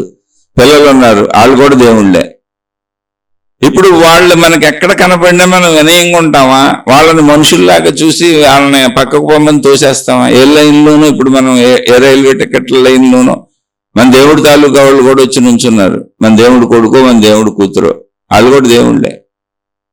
నేను ముందుకెళ్ళాలని తోసేస్తామా? వాళ్ళని మీరు ముందు తీసుకోండి అంటామా? మరి మనుషులతో అలా ఎందుకు ఉండలేదు? మనుషులంతా దైవ సంబంధమైన వాళ్ళు కాదా? గురువుల దగ్గర మహాత్ముల దగ్గర కాళ్ళ మీద పడి డొల్లేస్తారుగా, వాళ్ళ దర్శనాల కోసం తొక్కేసుకుంటారుగా, ఎక్కడ లేని డబ్బు తెచ్చి వాళ్ళకి సమర్పిస్తారుగా. మరి సాటి మానవుడికి అన్నానికి లేక తిండికి లేక బట్టక లేక బాధపడుతుంటే వాళ్ళకి బెటరే. మీ ఇంట్లో మీ కుటుంబ సభ్యులతో మంచిగా ఉండరే? మీ కుటుంబ సభ్యులు దేవుడి తాలూకానేగా. ముందు నీ కుటుంబంతో మొదలుపెట్టు. సమస్యలకు అంతం ఎక్కడొస్తుంది? ఇప్పుడు మన సోదరుడు అడిగింది అది గోల్డ్ చెప్పారు. ఆయన కుటుంబ సమస్యలు చెప్పారు, అందరితో చెప్పారు, అన్ని రకాలుగానే మాట్లాడారు ఆయన. అందుకని అన్ని ఉద్దేశంగా పెట్టుకొని మాట్లాడుతున్నాను. అలా నేనేమి దైవ కార్యక్రమాలు చేసుకోవద్దంటలా, దైవ కార్యక్రమాలు యాంత్రికంగా ఎందుకు చేస్తున్నాం అంటున్నా. వాటి అర్థం ఏంటి, అసలు ఎందుకు అవి చేయమన్నారు, అవి చేయటం వల్ల లాభం ఏంటంటే ఆ భగవంతుడి దగ్గర ఉన్నంతసేపు ప్రార్థనో ప్రేయరో ధ్యానమో తపస్సో నీ మతానుసారం ఏం చేస్తావో అది నువ్వు ఎంత వినయంగా చేస్తావు, ఎంత పవిత్రంగా చేస్తావు. దేవుడు అనగానే ఎంత పవిత్ర భావన వస్తుంది, ఎంత వినయ భావన వస్తుంది. అవి మనుషులతో ఎందుకు రావట్లా నీకు? మనుషుల దగ్గర కూడా అది రావాలి, ఆ మంచితనం ఇక్కడ రావాలి. నువ్వు జీవించేటప్పుడు పవిత్రంగా జీవించాలి, పెద్దల దగ్గర వినయంతో ఉండాలి, చిన్నపిల్లల దగ్గర ప్రేమతో ఉండాలి, నీకంటే చిన్న వయసు వాళ్ళ దగ్గర ప్రేమతో అనుబంధంగా ఉండాలి, మొత్తంగా మనుషులందరితో కలిసిమెలిసి ఉండాలి. ఎందుకని మొత్తం దేవుడి తాలూకాని. అందుకని దేవుణ్ణి నిరంతరం నీకు గుర్తు చేస్తున్నారు ఏదో ఒక రూపంలో. మొత్తం నువ్వు మెలుకువంతా ఎక్కడ పడితే అక్కడ దేవుణ్ణి ఎలా పడితే అలా గుర్తు చేసి ఏర్పాట్లు చేసినాయి మతాలు. దేవుణ్ణి ఎప్పుడు మర్చిపోకుండా ఏర్పాట్లు చేసినాయి. అంతే తప్ప మత పిచ్చి లెక్కించుకోమని, దైవ పిచ్చి లెక్కించుకోమని, దేవుడు మతము వేరు జీవితం వేరు అనుకోమని కాదు. జీవితము దైవ జీవితంగా గడుపని. దేవుడు చేయవలసిందంతా చేసేసాడు, ఇంక చేయటానికి ఏం లేదు ఇక్కడ. దేవుడికి కార్యమేం లేదు, ఎందుకంటే కర్మ సిద్ధాంతం పెట్టేశాడు. అందరికీ స్వేచ్ఛ ఇచ్చేశాడు, మనుషులందరికీ స్వేచ్ఛ ఉంది, అందరికీ అన్ని దొరుకుతాయి ఇక్కడ. ఎవరికళ్ళు ప్రయత్నించుకోవాలి. అది నీ కోరికని బట్టి, నీ బుద్ధిని బట్టి, నీ కోరికని బట్టి నీ స్వేచ్ఛ నీకుంది. దానికి తగ్గ కర్మఫలం ఉంది. కర్మఫలం అనేటువంటిది ఎప్పుడైతే ఉందో అప్పుడు ఇంకా దేవుడు చేయవలసిందంతా చేసేసాడు, అయిపోయింది. ఇంక చేయటానికి ఏం లేదు. నీకు ప్రత్యేక భారీ డిస్కౌంట్లు ఏమి ఉండవు, నీకు ప్రత్యేక బంపర్ ఆఫర్లు ఏమి ఉండవు. బట్టల కొట్లు వాళ్ళు ఇచ్చినట్టు, లేకపోతే వాహన షాపుల వాళ్ళు అమ్మేవాళ్ళు ఇచ్చినట్టు నీకేం అలా ఉండవు. నీ పాపపుణ్యాలనే, నీ పాపాలను మార్చటం ఉండదు. నువ్వు ప్రత్యేకమైనటువంటి క్రతువులు కర్మకాండలు చేస్తే నా కర్మలు తగ్గిపోతాయి అనేదంతా నీ భ్రాంతి, నీ భ్రమ. ఎందుకని ఒకవేళ అలా జరిగితే భగవంతుడు అన్యాయం చేసినట్టు అయిపోద్ది. ఎవరికి అన్యాయం చేస్తాడు? భగవంతుడు తాలూకా కానివాడు ఎవడిక్కడ? భగవంతుడు తాలూకా కానివారు ఎవరెక్కడా? అంటే ఇక్కడ ఎవరైనా మంచి చెడు కర్మలు అనుభవిస్తున్నది వాళ్ళ సొంత యొక్క కర్మల ఫలము. అది మంచి అయినా అది చెడు అయినా. ఎందుకని నీకు స్వేచ్ఛ ఇవ్వబడింది. ఎంత స్వేచ్ఛ అంటే భగవంతుడు తనకు తాను ఎంత స్వేచ్ఛగా ఉన్నాడో అంత స్వేచ్ఛ మనిషికి ఇచ్చాడు. మొత్తం మనుషులందరికీ అంత స్వేచ్ఛ ఇచ్చాడు. నీతో పాటు నీ చుట్టూ ఉన్న వాళ్ళందరినీ స్వేచ్ఛగా బ్రతకనివ్వు అన్నాడు. నేను బ్రతకనివ్వను అన్నప్పుడు కర్మ సిద్ధాంతం ఉందని చెప్పాడు. ఎందుకంటే సృష్టి చేసినటువంటి భగవంతుడికి, మానవుణ్ణి తయారు చేసినటువంటి భగవంతుడికి మానవ జాతిని ముందుకు ఎలా నడపాలనేటువంటి, మళ్ళీ మనిషి నుంచి మనిషి పిల్లలు పుట్టేటువంటి విధానం సృష్టించిన భగవంతుడికి మొత్తం సృష్టి చేసింది ఆయనేగా. మన శరీర నిర్మాణము, అందులో భావాలు, అవి ఎన్ని వంకర్లు తిరగచ్చు, ఎన్ని టెంకర్లు తిరగచ్చు. స్వేచ్ఛిస్తే ఈడు ఎలా ఉంటాడు? మంచిగా ఉండము, చెడ్డగా ఉండడం, ఎంతవరకు చెడుకి వెళ్ళగలడు, ఎంతవరకు మంచిగా వెళ్ళగలడు భగవంతుడికి ఎందుకు తెలియదు? తెలుసుగా. అందుకని అన్నింటికి సరిపోను కర్మ సిద్ధాంతం ఫిక్స్ చేసి పెట్టేశాడు అక్కడ. అందుకని కొత్తగా చేయడానికి ఏమి లేదు. మరి ఎందుకండి భగవంతుడి ప్రార్థనలు, పూజలు, పుణ్యక్షేత్రాలు, యాత్రలు, మతాలు, మార్గాలు అంటే భగవత్ ఎరుక నీకు ఉండాలి. నిన్ను మించిన శక్తి ఒకటి ఇక్కడ ఉంది. నీ ఇష్టారాజ్యంగా వెళ్ళిపోతే కుదరదు. నువ్వు ఖచ్చితంగా ఇదంతా భగవంతుడిదే అని భగవంతుడితో ఎలా ఉంటావో, ఎంత పవిత్రంగా ఉంటావో, భగవంతుడి దగ్గర ఉన్న కాసేపు, భగవంతుడి దగ్గర ఉన్న కాసేపు ఎంత వినయంగా ఉంటావో, ఎంత నెమ్మదిగా ఉంటావో, భగవంతుడికి సంబంధించిన పనులు చేస్తున్నప్పుడు ఎంత నిశ్చలంగా, నిర్మలంగా, ప్రశాంతంగా ఉంటావో, నీ జీవన విధానం మొత్తం మనుషులతో జీవించేటప్పుడు ఆ పవిత్రత, ఆ నెమ్మదితనం, ఆ సునిశ్చితమైనటువంటి సున్నితత్వం, ఆ సుకుమారత్వం, ఆ పవిత్రత, ఆ వినమ్రత అవన్నీ ఉండాలి జీవితంలో. మొత్తం భగవంతుడు తాలూకా ఈ సృష్టి అనేది చెప్పబడుతున్నా కూడా నువ్వు నీ కుటుంబ సభ్యులను కాదంటావు, గొడవలు పడతావు. నీ తోటి బంధుమిత్రులు కాదంటావు, గొడవలు పడతావు. సమాజంలో కనబడిన మనుషులు కాదంటావు, గొడవలు పడతావు. అంటే ఏంటి? ఏదైతే నువ్వు ఇంట్లో ఆచరిస్తున్నావో, ప్రార్థిస్తున్నాను, పూజిస్తున్నాను, అర్చిస్తున్నానని నీ మతానుసారం నువ్వేం చేస్తున్నావు, దాన్ని నువ్వు పాటించట్లా జీవితంలో. ఒక 5 నిమిషాల్లో 10 నిమిషాల్లో పావు గంట ఉదయం నుంచి రాత్రి వరకు గుర్తొచ్చినప్పుడల్లా ఒక నమస్కారం పెట్టేసుకొని భగవంతుడిని తలిచేసుకొని, కానీ మనుషులు కనపడంగానే మళ్ళీ దూకేస్తున్నావు. భగవంతుడి దగ్గర ఒకలా ఉంటున్నావు. భగవంతుడు ఏంటి? నువ్వు పెట్టుకున్న ఫోటో, నువ్వు ఏర్పరచుకున్న ఏర్పాటు నీ ఇంట్లో అంతే. మరి మనుషులు కనపడేటప్పటికి జింక కనపడినటువంటి పులి, జింకలు కనపడినటువంటి సింహాలు దాడి చేసినట్టు దాడి చేసేస్తున్నావు మనుషుల మీద. కాదు, అక్కడ భగవంతుడి దగ్గర నువ్వు ఏర్పరచుకున్నటువంటి భగవంతుడి దగ్గర ఆ మతం ఏర్పరిచినటువంటి విధానాలు, సాంప్రదాయాలు, పద్ధతులు ఏవి నువ్వు తల్లిదండ్రుల నుంచి చిన్నప్పటి నుంచి నేర్చుకున్నావో అవి పాటిస్తున్నప్పుడు నీ హృదయంలో ఒక పవిత్రత ఉంటుంది. భగవంతుడు అనగానే పవిత్ర భావం ఉంటుంది.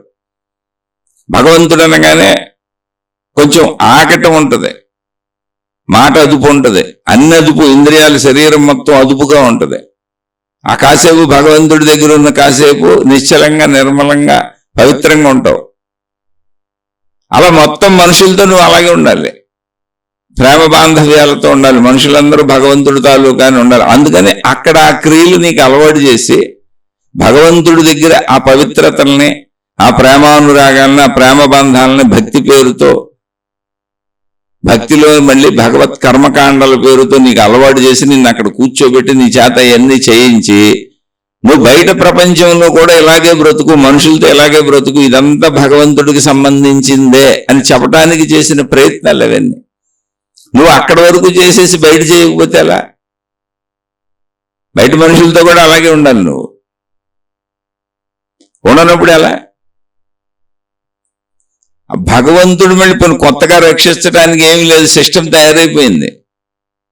నిన్ను కొత్తగా రక్షించడానికి ఏమీ లేదు. రక్షిస్తాడని ఏ గురువు చెప్పినా, ఎవరు చెప్పినా నమ్మకండి. ఎందుకంటే కర్మ సిద్ధాంతం అనే సిస్టమ్ సృష్టి తయారీకి ముందే డిజైన్ చేసి పెట్టేశాడు ఆయన. ఇప్పుడు అందులో మార్పులు చేర్పులు ఉండవు, అది సిస్టమ్ ప్రకారం నడుస్తుంది. అందుకే భగవంతుడికి ఇంకో పేరు ఉంది, సాక్షిభూతుడు అని. భగవంతుడు సాక్షిగా చూస్తున్నాడు. ఎందుకని? తను తయారు చేసిన సిస్టమ్ తనే మార్చడం కుదరదు. ఒకవేళ తాను మనిషిగా వచ్చినా అలా జీవించాల్సిందే. అవే మనకి చరిత్రలో ఇతిహాసాలుగా ఉన్నాయి. భగవంతుడే భూమి మీదకి దేవుడుగా వచ్చిన ఆ సిస్టమ్స్ అన్ని ఫాలో అవ్వాల్సిందే. కర్మ సిద్ధాంతం భగవంతుడికి కూడా తప్పదు. తనకే కర్మ సిద్ధాంతం తప్పనట్టుగా సిస్టమ్ తయారు చేశాడు. సిస్టమ్ని ఎవరు మారుస్తారు? సిస్టమ్ని మారుద్దామని ఒక నట్టులు చేసామంటే మొత్తం యంత్రం పనికి రాకుండా పోద్ది. దాన్ని మనం మార్చలేము. సిస్టమ్ ప్రకారం వెళ్ళాల్సిందే. దేవుడు కూడా మార్చలేడు. మరి ఇవన్నీ ఎందుకు అలాంటప్పుడు అంటే మళ్ళీ చెబుతున్న భగవంతుణ్ణి ఎన్ని రకాలుగా, ఎన్నిసార్లు, ఎన్ని ఎక్కువ ప్రదేశాల్లో, ఎన్ని ఎక్కువ సమయాలలో నీకు గుర్తు చేసే అవకాశం ఉందో అంత గుర్తు చేద్దామని ప్రయత్నిస్తున్నారు. ఎందుకని అప్పుడు నువ్వు పవిత్ర భావాలకు వెళ్తావు, మంచి భావాలకు వెళ్తావు. ఆ కాసేపు భగవంతుడితో ఉన్న కాసేపు. ఇప్పుడు మనం మన ప్రార్థనాలయాలకు వెళ్ళామనుకోండి, చూడండి, అక్కడ అంత జాగ్రత్తగా ఉంటాం, ప్రశాంతంగా ఉంటాం. లేదా మన ఇంట్లో భగవంతుడి ముందు కూర్చున్నాం అనుకోండి, అక్కడ పవిత్రంగా ఉంటాం, ప్రశాంతంగా ఉంటాం. ఒకవేళ చెడు ఆలోచనలు వస్తే రాకూడదు ఇది అనుకుంటాం, చిచ్చి ఎలాంటి ఆలోచన చేయకూడదు అనుకుంటాం, చంపలేసుకుంటాం. అలాగే బయట కూడా ఉండాలి. అది అసలు విషయం. నువ్వు అక్కడ ఉంటాం కదా, అక్కడే ఉంది నువ్వు పెట్టుకున్న ఫోటోనే, నువ్వు ఏర్పాటు చేసుకున్న మందిరమే, నువ్వు ఏర్పాటు చేసుకున్న ప్రార్థనాలయమే, నువ్వు తయారు చేసుకున్న పుణ్యక్షేత్రమే, మనుషులు తయారు చేసిన మతాలే, మనుషులు తయారు చేసిన దేవుళ్ళే. ఆ భావనని ఎప్పుడైతే నువ్వు జీవితంలో ఇంప్లిమెంట్ చేస్తావో అప్పుడు నీకు కష్టాలు కన్నీళ్ళు ఉండవు. ఎందుకని అంటే భగవంతుడు తాలూకా సృష్టి అన్నప్పుడు నీ ప్రవర్తన మొత్తం వేరుగుంటుంది. అసలు నీ ప్రవర్తనే మారిపోద్ది, నీ ఆలోచన సరళి మారిపోద్ది, నువ్వు జీవించే జీవన విధానం మారిపోద్ది, మనుషులతో నువ్వు ఉండే విధానం మారిపోద్ది, అన్నీ మారిపోతాయి. ఇలాంటి చోట్ల మనం విషయాలను అర్థం చేసుకోవటానికి కొంతమంది మహాత్ములు మనకి భక్తి అనేది ఎలా ఉండాలో కూడా చెప్పారు. ఆత్మశుద్ధి లేని ఆచారమదియేల, భాండశుద్ధి లేని పాకమేళ, చిత్తశుద్ధి లేని శివపూజలేలరా. శివపూజలేలరా అంటే శివభగవానుడి గురించి ఒక మతం వాళ్ళకి చెబుతున్నారని కాదు, విషయాన్ని అర్థం చేసుకోవాలి. అసలు ఎక్కడ భగవంతుడు తప్పు లేదు, ఎక్కడ ఏ మతంలో దేవుడిదైనా ఎప్పుడు దైవము తప్పు ఉండదు. దైవము చెయ్యవలసింది ఆల్రెడీ చేసేశారు సృష్టిలో, కొత్తగా చేయటానికి ఏమి లేదు. ఒక సిస్టమ్ నడుస్తుంది. సృష్టి నియమాలు తెలుసుకోండి, సృష్టి విధానాలు తెలుసుకోండి, సృష్టి పద్ధతులు తెలుసుకోండి, సృష్టిని అవహేళన చేయబాకండి. ఇప్పుడు చాలా మంది మళ్ళీ ఈ బోధనల్లో వింత వింత బోధనలు చేస్తారు. ఏంటి, స్త్రీ పురుషులు కలవటం, ఈ కామ కోరికలు తీర్చుకోవటం తప్పని చెప్పేవాళ్ళు బోల్డ్ మంది ఉన్నారు. ఇవన్నీ వదిలేసి ఒక సన్యాసత్వానికి వెళ్ళిపోయి, అన్ని మతాల్లోనూ ఉన్నది. ఈ పేరేదో ఒక చోట చెబుతున్నాను అనుకోబాకండి, అన్ని మతాల్లోనూ ఉన్నది. అది ఒక గొప్పతనం అని చెబుతున్నారు. గొప్పతనం అయితే సృష్టి అసలు చేయదు, అది మీరు సృష్టిని అవమానిస్తున్నారు. సృష్టి భగవంతుడిది. సృష్టిలో ప్రతిదీ ఆ సృష్టి అవసరతలో ఉందంతే. అది ఎందుకని ప్రశ్నించటం లేదు అక్కడ. అది ఎందుకు ఉందని ప్రశ్నించటం కాదు, నువ్వు ఎలా ఉంటున్నావని తెలుసుకుంటే ఆ ధర్మాలను పాటించు. సృష్టిని అంగీకరించడం నేర్చుకో. అసలు భగవంతుడు అంటే ఏంటి? మనకు భగవంతుడు కనపడ్డా? దేవత కనపడిందా? ఏ దేవుడు ఎవరికి కనపడ్డాడు? వాళ్ళు కనపడ్డారని ఎవరైనా చెబితే అది ఇంద్రియాతీతమైనటువంటి విధానాలలో, వాళ్ళ ఊహల్లో, వాళ్ళ ఆలోచనలో, వాళ్ళ కల్పనల్లో. ఒకవేళ నిజంగా భగవంతుడు కనపడితే అందరికీ కనపడతాడు. ఒకవేళ మనం దైవావతారులు అని ఎవరినన్నా పూజిస్తున్నాం అనుకోండి, వాళ్ళు శరీరంతో ఉన్నప్పుడు, ఇప్పుడు రమణ భగవానులు అన్నారు, కొన్ని మహర్షి అనుకుందాం, ఆయన శరీరంతో ఉన్నప్పుడు అందరికీ కనపడ్డారు.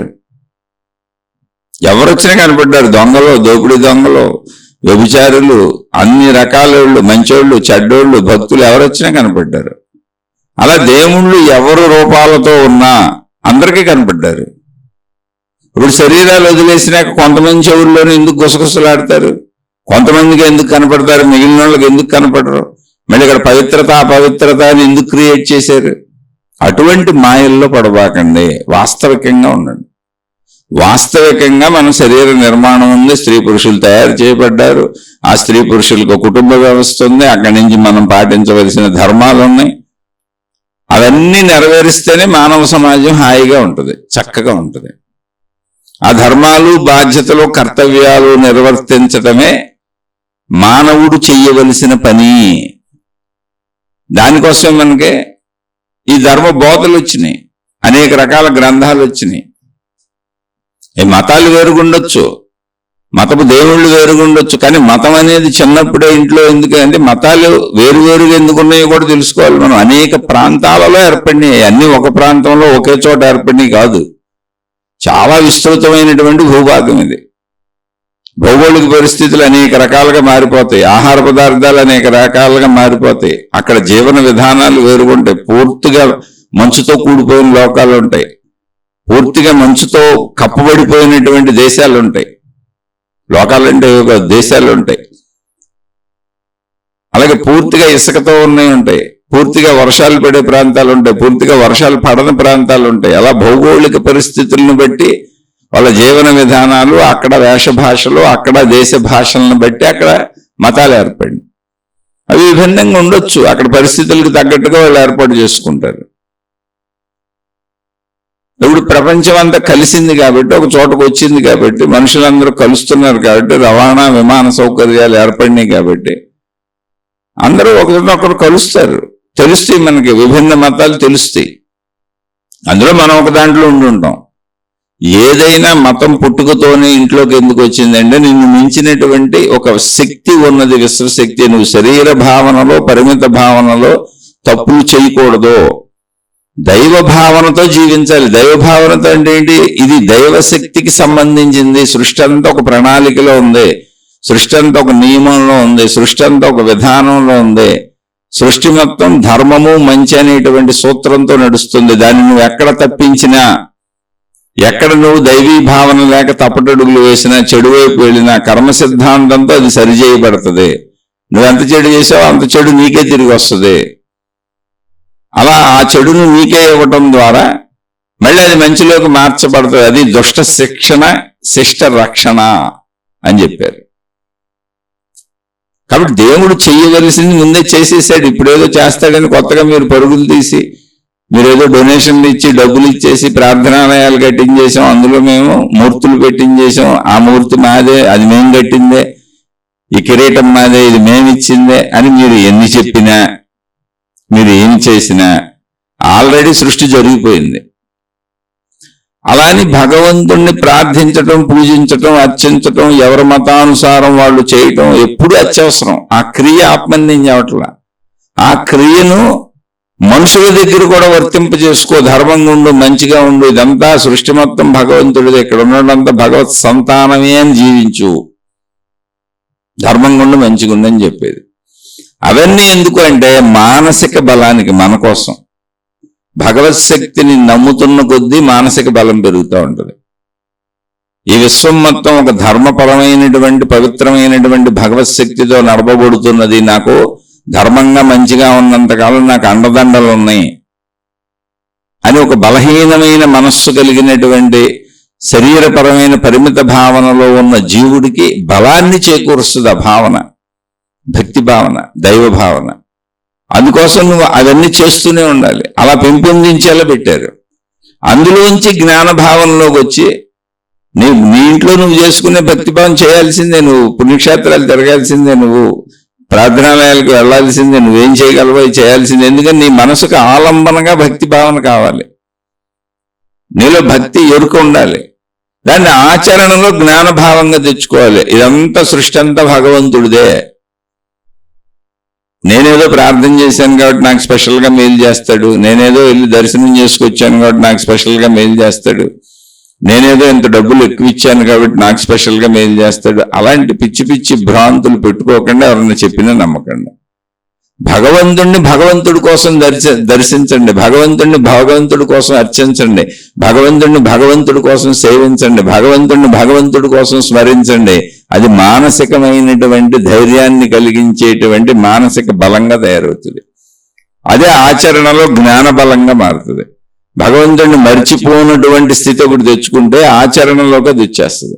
మనుషులందరితో కూడా ఆ భగవంతుడి యొక్క స్మరణ ఎరుకలో పెట్టుకొని ప్రవర్తిస్తాం. ఖచ్చితంగా మంచిగా ఉంటాం, ఏ మోసం చేయం, ఖచ్చితంగా మంచిగానే అన్ని పొందుతాం, ఖచ్చితంగా ధర్మంగా ఉంటాం, బాధ్యతలు చేస్తాం, ఓర్పుకుంటాం, నేర్పుకుంటాం, మనం చేయవలసిన మేళ్లు చేస్తాం. అవన్నీ మనం చేయాలి అంటే మనకి భగవద్ భక్తిని పెంపొందించాలి. భక్తి అంటే ఏంటి? భగవత్ శక్తి ఒకటి సృష్టికి కారణమై ఉన్నది అనేటువంటిది మనకి అనుభవపూర్వకంగా తెలుస్తూ ఉండాలి. దాన్ని వివరించడానికి అనేక రకాలు చెప్పారు. అది అంతిమానికి వెళ్ళినప్పుడు ఆత్మజ్ఞానం అవుతుంది. అంతిమంకి వెళ్ళే వరకు ముందు ఇవన్నీ సాగుతానే ఉండాలిగా. అందుకని అందులో యాంత్రిక భక్తిని ఆచరించకండి. అంటే దేవుడితో ఉన్నప్పుడు వేరు, నేను దేవుడు, అప్పుడు నేను పవిత్రంగా ఉంటాను, అప్పుడు నేను చక్కగా ఉంటాను, అప్పుడు నేను మంచిగా ఉంటాను. ఆ దేవుడి దగ్గర ఉన్న కాసేపు, ఆ దేవత దగ్గర ఉన్న కాసేపు, ఆ క్రియలు చేస్తున్న కాసేపు చక్కగా ఉంటాను, మంచిగా ఉంటాను, పవిత్రంగా ఉంటాను. ఇక దాటి బయటకు వచ్చానంటే ఇంక నేను లేడి మీద జింకల మీద దూకుతున్న పులిలా సింహంలా ఉంటాను. ఏదో ఒకటి ఇక నేను మంచిగా అయితే ఉండను. లేకపోతే ఘర్షణలు ఎందుకు జరుగుతాయి చెప్పండి? అసలు ఇళ్లలో అసలు బయట అయినా అది ఎందుకు జరుగుతాయి ఘర్షణలు? మనం మనుషులం కదా, మనకు విఘ్నత ఉంది కదా. అసలు ఇంకొక మనిషితో ఘర్షణ ఎందుకు మనకి? అది ఎవరికి వాళ్ళు వేసుకోవాల్సిన ప్రశ్న. వాళ్ళు ఎందుకు గొడవలు పడుతున్నారు, వీళ్ళు ఎందుకు నన్ను తిట్టారు కాదు, నేనెందుకు ఇతరుల మీదకి వెళ్తున్నాను అని ఎవరికి వాళ్ళు ప్రశ్న వేసుకున్నప్పుడు నాలో దైవీ భావములు, దైవీ సంపదలు లేవు. దైవీ సంపదలు అంటే ఏంటి? సద్గుణములు, దైవీ సంపత్తి. అది దైవీ సంపత్తి అంటే ఏంటి? సద్గుణములు, మంచి గుణములు, మంచి మాటలు, మంచి ప్రవర్తన, మంచి నడవడిక, మంచిగా ఉండటం, మేలు చేయటం, మోసం చేయకుండా ఉండటం, అన్యాయం చేయకుండా ఉండటం, అక్రమం చేయకుండా ఉండటం, పిచ్చి పనులు చేయకుండా ఉండటం, బయట పిచ్చెక్కించుకోకుండా ఉండటం, ఉన్నదాంతో తృప్తిగా ఉండటం, కోరికలు వ్యసనాలుగా మార్చుకోకుండా ఉండటం. ఇవన్నీ నేనెందుకు ఉండలేకపోతున్నాను అది చూసుకోవాలి. వాళ్ళు ఎందుకు ఉండలేకపోతున్నారు, నాకెందుకు, నా భక్తి నాకు పని చేయాలి. నా భక్తి ఆచరణలో నన్ను జ్ఞానవంతుడిని చేయాలి, నా భక్తి ఆచరణలో నన్ను జ్ఞానవంతురాలని చేయాలి. ఇంకోటి సంగతి నాకెందుకు?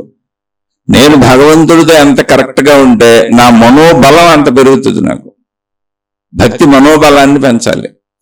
మనోబలం పెరిగితే నాకు భయం ఉండదు కదా, అందుకని నేను నిర్భయంగా ధైర్యంగా ఉండగలుగుతాను. సరిపోదో, అవుతుందో అవదో, జరుగుతుందో జరగదో, నా కోరికలన్నీ నెరవేరిపోవాలి, అయ్యో నెరవేరిపోతే నేను బతకలేని, ఇలా ఉండదు. ఎప్పటికప్పుడు తృప్తిగా ఉంటాను, నా ప్రయత్నం అంతా చేస్తాను, చక్కగా చేసుకుంటాను, దొరికిన దాంతో తృప్తిగా ఉంటాను. అది భగవత్ కృపగా భావించుకుంటాను. అది ఒక తృప్తికరమైన అద్భుతమైన జీవితం. అలా అందరూ చాలా సామాన్యంగా సహజంగా జీవించవచ్చు. ఎందుకు జీవించట్లేదు అంటే భక్తి నీకు మానసిక ధైర్యాన్ని ఇవ్వలేదు. ఎందుకని ఇవ్వలేదు అంటే నువ్వు యాంత్రిక భక్తి చేస్తున్నావు తప్ప రోజువారీ జీవితంలో ప్రతి నిమిషము ఈ సృష్టి మొత్తం భగవంతుడిదే అని గుర్తుపెట్టుకు జీవించట్లేదు. ఈ సృష్టి మొత్తం భగవంతుడిదే అన్నప్పుడు మొత్తం ఇక్కడ మానవ జాతి అంతా భగవత్ సంతానమే అని నువ్వు గుర్తుపెట్టుకొని జీవించట్లేదు. అలా జీవిస్తే ఏ మనిషితో డీల్ చేసేటప్పుడైనా తక్కువవాడు ఎక్కువగాడు అనే భావన ఉండదు, అధికారాలు పెత్తనాలు ఉండవు. యాంత్రికంగా నువ్వు భక్తి చేయటం వల్ల ఇవన్నీ వస్తున్నాయి. అలానే పద్ధతిగానే ఉంటుంది, యజమానిగానే ఉంటాడు, పనివాడిగానే ఉంటాడు. కానీ ఇద్దరు ఒకరినొకరు, పనివాడు యజమానిని గౌరవిస్తాడు, యజమాని పనివాడిని ప్రేమిస్తాడు. కుటుంబ సభ్యులందరూ ఒకరికొకరు సహకారంగా ఉంటారు, మనుషులందరూ ఒకరికొకరు సహకారంగా ఉంటారు. ఎందుకని అందరం దైవ సంతానమే. ఏమండి మరి ఇది ఎదుటి వాళ్ళు పాటించట్లేదు, మేమెలా పాటించాలని అడగండి, నువ్వే పాటించాలి. ఎందుకంటే భక్తి నీది కనుక, దేవుడు నీకు కనుక. దేవుడు అక్కర్లేనుడు పాటించక్కర్లా, యాంత్రిక భక్తుడు పాటించక్కర్లా. వాడు మోసం చేస్తుంది దేవుణ్ణి, మనిషిని కాదు. ఎవరైనా చెడు చేస్తున్న వాళ్ళు, ఎవరైనా చెడ్డ కార్యాలు ఉద్దేశపూర్వకంగా చేస్తున్న వాళ్ళు, ఉద్దేశపూర్వక చెడులుగా ప్రవర్తిస్తున్న వాళ్ళు, అహంకారంతో ప్రవర్తిస్తున్న వాళ్ళు, అదుపు లేకుండా ప్రవర్తిస్తున్న వాళ్ళు, వాళ్ళు భగవంతుడితో అలా ఉంటున్నారు, మనుషులతో ఉంటున్నాం అని అనుకుంటున్నారు. కర్మ సిద్ధాంతం ప్రకారం వాళ్ళు భగవంతుడితో ఉంటున్నారు. భగవంతుడి యొక్క రూల్ వచ్చేస్తుంది, దుష్ట శిక్షణ శిష్ట రక్షణ. దుష్ట అంటే చెడుకి ఎప్పటికప్పుడు శిక్ష వచ్చేస్తుంది, మంచికి ఎప్పుడు రక్షణ వచ్చేస్తుంది. అందుకని మంచిగా ఉండాలి. ఇక్కడ నీకు రక్షణ కావాలంటే మంచిగా ఉండాలి. నాకు ఎన్ని కష్టాలు ఎందుకు వచ్చినాయి, నాకు ఎన్ని కన్నీళ్ళు ఎందుకు వచ్చినాయి అనే ప్రశ్న పుట్టకూడదు. అసలు అలా పుట్టని జీవితం జీవించాలి. తృప్తిగా ఉన్న వాళ్ళకి ఆర్థిక ఇబ్బందులు లేనట్టే. ఉన్నదాంతో తృప్తిగా ఉండే ఆర్థిక ఇబ్బందులు ఏంటి? ఇంకా అసలు ఎంత ఉంటే అంత. అక్కడ ఆర్థిక ఇబ్బందులే ఉండవు. సమాజంలో అందరితో మంచిగా ఉండు, సామాజిక ఇబ్బందులే ఉండవు. కాదు ఎదుటోళ్ళు మంచిగా ఉండరు, నువ్వు సర్దుకెళ్ళిపో, సామాజిక ఇబ్బందులే లేవు. అలాగే కుటుంబక ఇబ్బందులు కూడా ఉండవు. నువ్వు కుటుంబ సభ్యులందరితో మంచిగా నువ్వు చేయాల్సింది చేయాలి, మంచిగా లేరు, మనం ఏం చేస్తాం? ఎలా మార్చగలం? ఏ తపస్సులు చేస్తే వాళ్ళు మారుతారు, మనం తపస్సు చేస్తే వాళ్ళు ఎందుకు మారుతారు? మనం తపస్సు చేస్తే మనం మారుతాం. ఎరుడు మారిపోవాలని తపస్సు చేస్తే అవదే ఇక్కడ. కాబట్టి ఆ విధానాన్ని గుర్తించు, నువ్వు ఎలా ఉండాలో తెలుసుకో. ఎదుటి వాళ్ళప్పుడు సర్దుకోవడం నేర్చుకో, అదే భగవతత్వం. అనేక సందర్భాలలో భగవత్ కథలు చెప్పబడతాయి మనకి. అనేక సందర్భాల్లో భగవంతుడు వినయవంతుడుగా ఉన్న కథలు ఎన్నో చెప్పబడతాయి. కుచేలుడు అనేటువంటి స్నేహితుడు కృష్ణుడి దగ్గరికి వస్తాడు ఆర్థిక సహాయం కోసం. ఎవరు? భిక్షకుడు, చిరిగిపోయిన బట్టలు, మాసిపోయినటువంటి వస్త్రధారణ. కృష్ణుడు రాజ అంతఃపురంలో ఉన్న రాజు, కృష్ణ భగవానుడు ఆయన. కానీ ఆయన తన స్నేహితుణ్ణి ఎంత చక్కగా రిసీవ్ చేసుకున్నాడు అంటే, తన స్నేహితుణ్ణి తన సింహాసనం మీద కూర్చోబెట్టి, ఏంటంటే చిరిగిపోయి మాసిపోయిన బట్టలతో వచ్చిన స్నేహితుడు ఎదురెళ్ళి తీసుకొచ్చాడు. ఆయన వచ్చాడంటే ఆయనే కోట బయటకు వెళ్ళి ఎదురెళ్ళి ఆయన్ని ఆహ్వానించి తీసుకొచ్చి తన సింహాసనం మీద కూర్చోబెట్టి తన స్నేహితుడి పాదాలు కడిగాడు. ఆయన కృష్ణుడు భగవంతుడు అని చెప్పుకుంటే కాదు, ఆయన ఎలా ఉన్నారు నేర్చుకొని. అలా ఏ మతంలో అయినా సరే ఒక స్నేహితుడితో అలా ఉన్నప్పుడు, అందరి పట్ల నీకు అటువంటి మంచి సద్భావాలు ఉన్నప్పుడు గొడవ ఎందుకు వస్తుంది? కాళ్ళు కడగమని చెప్పట్లా, ఆయన కాళ్ళు కడిగి కూడా చూపించాడు. నువ్వు మామూలుగా మంచిగా ఉండి చాలు, మంచి మాటలు మాట్లాడు, బాధ పెట్టబాగా. స్నేహితులైన కాదు, కుటుంబ సభ్యులైనా ఎవరైనా ముందు నీ కుటుంబం నుంచి మొదలు పెట్టండి. నీ సొంత కుటుంబ సభ్యుల్ని భరించటమే నీకు రానప్పుడు నువ్వు బయట ప్రపంచంలో ఏం చేస్తావు? అసలు నీ భక్తి నీకు పనిచేసి చావలేదు. నువ్వు భక్తుడివే కాదు, భక్తురాలివే కాదు. భక్తి అంటే మనసుకి బలాన్ని చేకూర్చేది. అది ఉన్న చోట అహంకారం అణిగిపోద్ది, వినయం అయిపోద్ది, అహం వినయం అయిపోద్ది. ఇంకని అందరూ భగవంతుడి సంతతే. భక్తి మనసును బలపరిచి ధైర్యం వచ్చినప్పుడు పిరికితనంతో తప్పులు చేసే చెయ్యరు. ఆశలతో, కోరికలతో, లాలస్తో తప్పులు చేసే వాళ్ళందరూ పిరికితనంతో మాకు సరిపోదు, ఈ డబ్బు సరిపోదు, ఇంకా డబ్బు కావాలి, ఇంకా డబ్బు కావాలి, కోరికలు తీర్చుకోవాలి, అది తృప్తి పడిపోద్ది. భగవద్భక్తిలో భగవంతుడు సంతానం అనేది తెలిసినప్పుడు అంత వికృతమైన అకృత్యాలు చేయడానికి మనసు ఒప్పదు. అసలు అటు అవుదు, ఆ భావనే రాదు. ఆ భావన వస్తుందంటేనే నీలో భక్తి యాంత్రికంగా సాగింది తప్ప నీ మనసును మార్చలేదు. అది మనసును మార్చాలి. భక్తి మనసు మనోబలాన్ని పెంచాలి, అహంకారాన్ని తగ్గించాలి, వినయాన్ని కూర్చాలి, బుద్ధి పెరగాలి, విచక్షణ జ్ఞానం పెరగాలి. ఈ భక్తి లక్షణాలు, సద్గుణాలన్నీ అలవడాలి. అన్ని సద్గుణాలు అలవడినా మనం ఎంత జాగ్రత్తగా ఉండాలో తెలుసా? చాలా జాగ్రత్తగా ఉండాలి. ఇప్పుడు పాండవులకి కృష్ణుడు సాక్షాత్తు భగవంతుడని తెలుసు. భగవంతుడుగానే ఆరాధించారు వాళ్ళందరూ కృష్ణ భగవానుడిని. యుద్ధం అంతా ముగిసిపోయింది, అయిపోయింది, వీళ్ళ రాజ్యం వీళ్ళకి వచ్చేసింది. కృష్ణ భగవానుడు ద్వారకకు వెళ్ళిపోయాడు. పాండవులందరూ కూడా పెద్ద యుద్ధం జరిగింది, అంతా మనశ్శాంతి లేకుండా గడిపాం, ఇప్పుడు అంతా అయిపోయింది, ఇంకా మామూలుగా జీవిస్తున్నాం, పుణ్యక్షేత్ర యాత్రలు చేసి వద్దాం అనుకున్నారు, మనశ్శాంతిగా ఉంటుందని. ఆ విషయం అనుకొని కృష్ణ భగవానుడు కూడా మనతో వస్తే బాగుంటుంది అనుకున్నాడు. కృష్ణ భగవానుడు దగ్గరికి వెళ్ళి అడిగారు, కృష్ణ నువ్వు కూడా వస్తే అలా చక్కగా మనం పుణ్యక్షేత్ర యాత్రలు చేసి వద్దామని. ఆయన చిరునవ్వు నవ్వి, నాకు చాలా కార్యాలు ఉన్నాయిలే, యుద్ధ సమయాల్లో అంతా మీతోనే ఉండిపోయాను, ఇక్కడ నేను చూసుకోవాల్సిన నా రాజ్య పనులు చాలా ఉన్నాయి, నా ప్రజలకు చేయాల్సినవి చాలా ఉన్నాయి, మీరు వెళ్ళిరండి అంటే వాళ్ళు, అయ్యో నువ్వు లేకుండా అలాగే, నువ్వు మాకు దేవుడివి, నువ్వు మాకే భగవంతుడివి, నీ సన్నిధిలో మేము అవన్నీ చూడాలనుకుంటున్నాం, అది ఇదని కొంచెం ఒత్తిడి చేశారు. సరే అప్పుడు ఆయన, పర్లేదులే నేను రాకపోయినా నాకు సంబంధించిన ఒకటి ఇస్తాను, అది నా ప్రతిరూపంగా భావించి పట్టుకెళ్ళని నేను ఉన్నట్టే అన్నాడు. ఆయన ఉండండి వస్తానని ఆయన ఒక సొరకాయని, ఆయన ఇంటి పాదులు, ఆయన ఇంట్లో ఉన్నటువంటి ఒక సొరపాదు నుంచి ఒక సొరకాయని కోసి తీసుకొచ్చారు. దీన్ని అన్ని పుణ్యక్షేత్రాల్లో తిప్పండి, అన్ని దైవ దర్శనాలు చేయించండి, అన్ని పుణ్యనదుల్లో స్నానం చేయించండి, మీరు ఎక్కడెక్కడికి వెళ్తే అక్కడికి, ఇదేం పాడవదు, మొత్తం అవన్నీ వచ్చినాక దీన్ని ప్రసాదంగా వండి పెడదాం అన్నాడు ఆయన. ఓహో, ఇంకా కృష్ణ భగవానుడు చెప్పాడు ఏముందని వెళ్ళారు. ఇక్కడ కథని కథగా అర్థం చేసుకోండి, దాంట్లో నీతిని అర్థం చేసుకుందాం. వెళ్ళారు, మొత్తం అన్ని తిరిగేశారు. ఎంతో పవిత్రంగా ఈ సొరపకాయని పెట్టుకున్నారు, తీసుకెళ్లారు, వచ్చారు. వచ్చిన తర్వాత పుణ్యక్షేత్ర యాత్రలు చేసి వచ్చిన తర్వాత అందరికీ పెద్ద భోజన ఏర్పాట్లు, ప్రసాదం కింద భోజన ఏర్పాటు చేశారు. కృష్ణ భగవానుడు కూడా వచ్చాడు అక్కడికి. ఈ సొరకాయని ఏం చేయమంటారంటే, అన్ని పుణ్యక్షేత్రాలు తిప్పారు, పుణ్యనది స్నానాలు చేయించారు కదా, దైవ దర్శనాలన్నీ అయిపోయినాయి కదా, చక్కగా సొరకాయని ప్రసాదంగా చేసి సొరకాయ పచ్చలో ఏదో చేసి అందరికీ పెట్టండి అన్నాడు. కొద్దిగా అయింది అందరికీ. ముందు సొరకాయ పచ్చడి తినమండి, తర్వాత మీరు పెట్టాలనుకున్నవన్నీ పెట్టండి అని. అలాగే అన్నారు, చేశారు. అందరికీ ముందు సొరకాయ పచ్చడి పెట్టారు, అది ప్రసాదంగా కొద్దిగా పెట్టారు. అందరూ అది తిని ఎక్కడికక్కడ ఉమ్మొస్తున్నారు. అక్కడ ఏంటంటే విపరీతమైన చేదుగా ఉంది. ఇదేంటి ఎలా చేస్తున్నారు, అసలు తినచోట ఉమ్ములు వస్తున్నారండి, ఏం జరుగుతుందని అందరిని అడిగితే, అయ్యో భయంకరమైన చేదుగా ఉంది అన్నారు. కాకరకాయ కంటే 100 రెట్లు చేదుగా ఉంది, ఇదేంటి ఎలా పెట్టావు అన్నారు. ఇంకా తర్వాత వడ్డించలేదు కూడా. వెంటనే పరిగెత్తి కృష్ణ భగవాన్ దగ్గరికి వెళ్ళారు ధర్మరాజు, పాండవులు అందరూ. అయ్యా ఇలా చేదైపోయిందంటే వాళ్ళందరూ భోజనాలకు వచ్చిన వాళ్ళు ఇబ్బంది పడుతున్నారు, సరే ముందు మిగిలిన వడ్డించండి, అది పక్కన పడేసేమనండి, మిగిలిన వడ్డించి రండి మీరు అని. సరే ఆదేశాలు జారీ చేశారు, మిగిలిన పెడుతున్నారు భోజనాలు. ఓకే, అప్పుడు వీళ్ళందరూ వచ్చారు. వచ్చి ఏంటి కృష్ణ మరి సొరకాయ ఎలా అయింది ఏంటి అన్నారు. అంటే అప్పుడు కృష్ణుడు అని, నీకు తెలియదే ఉండదు కదా కృష్ణ, నువ్వు భగవత్ స్వరూపుడు కదా,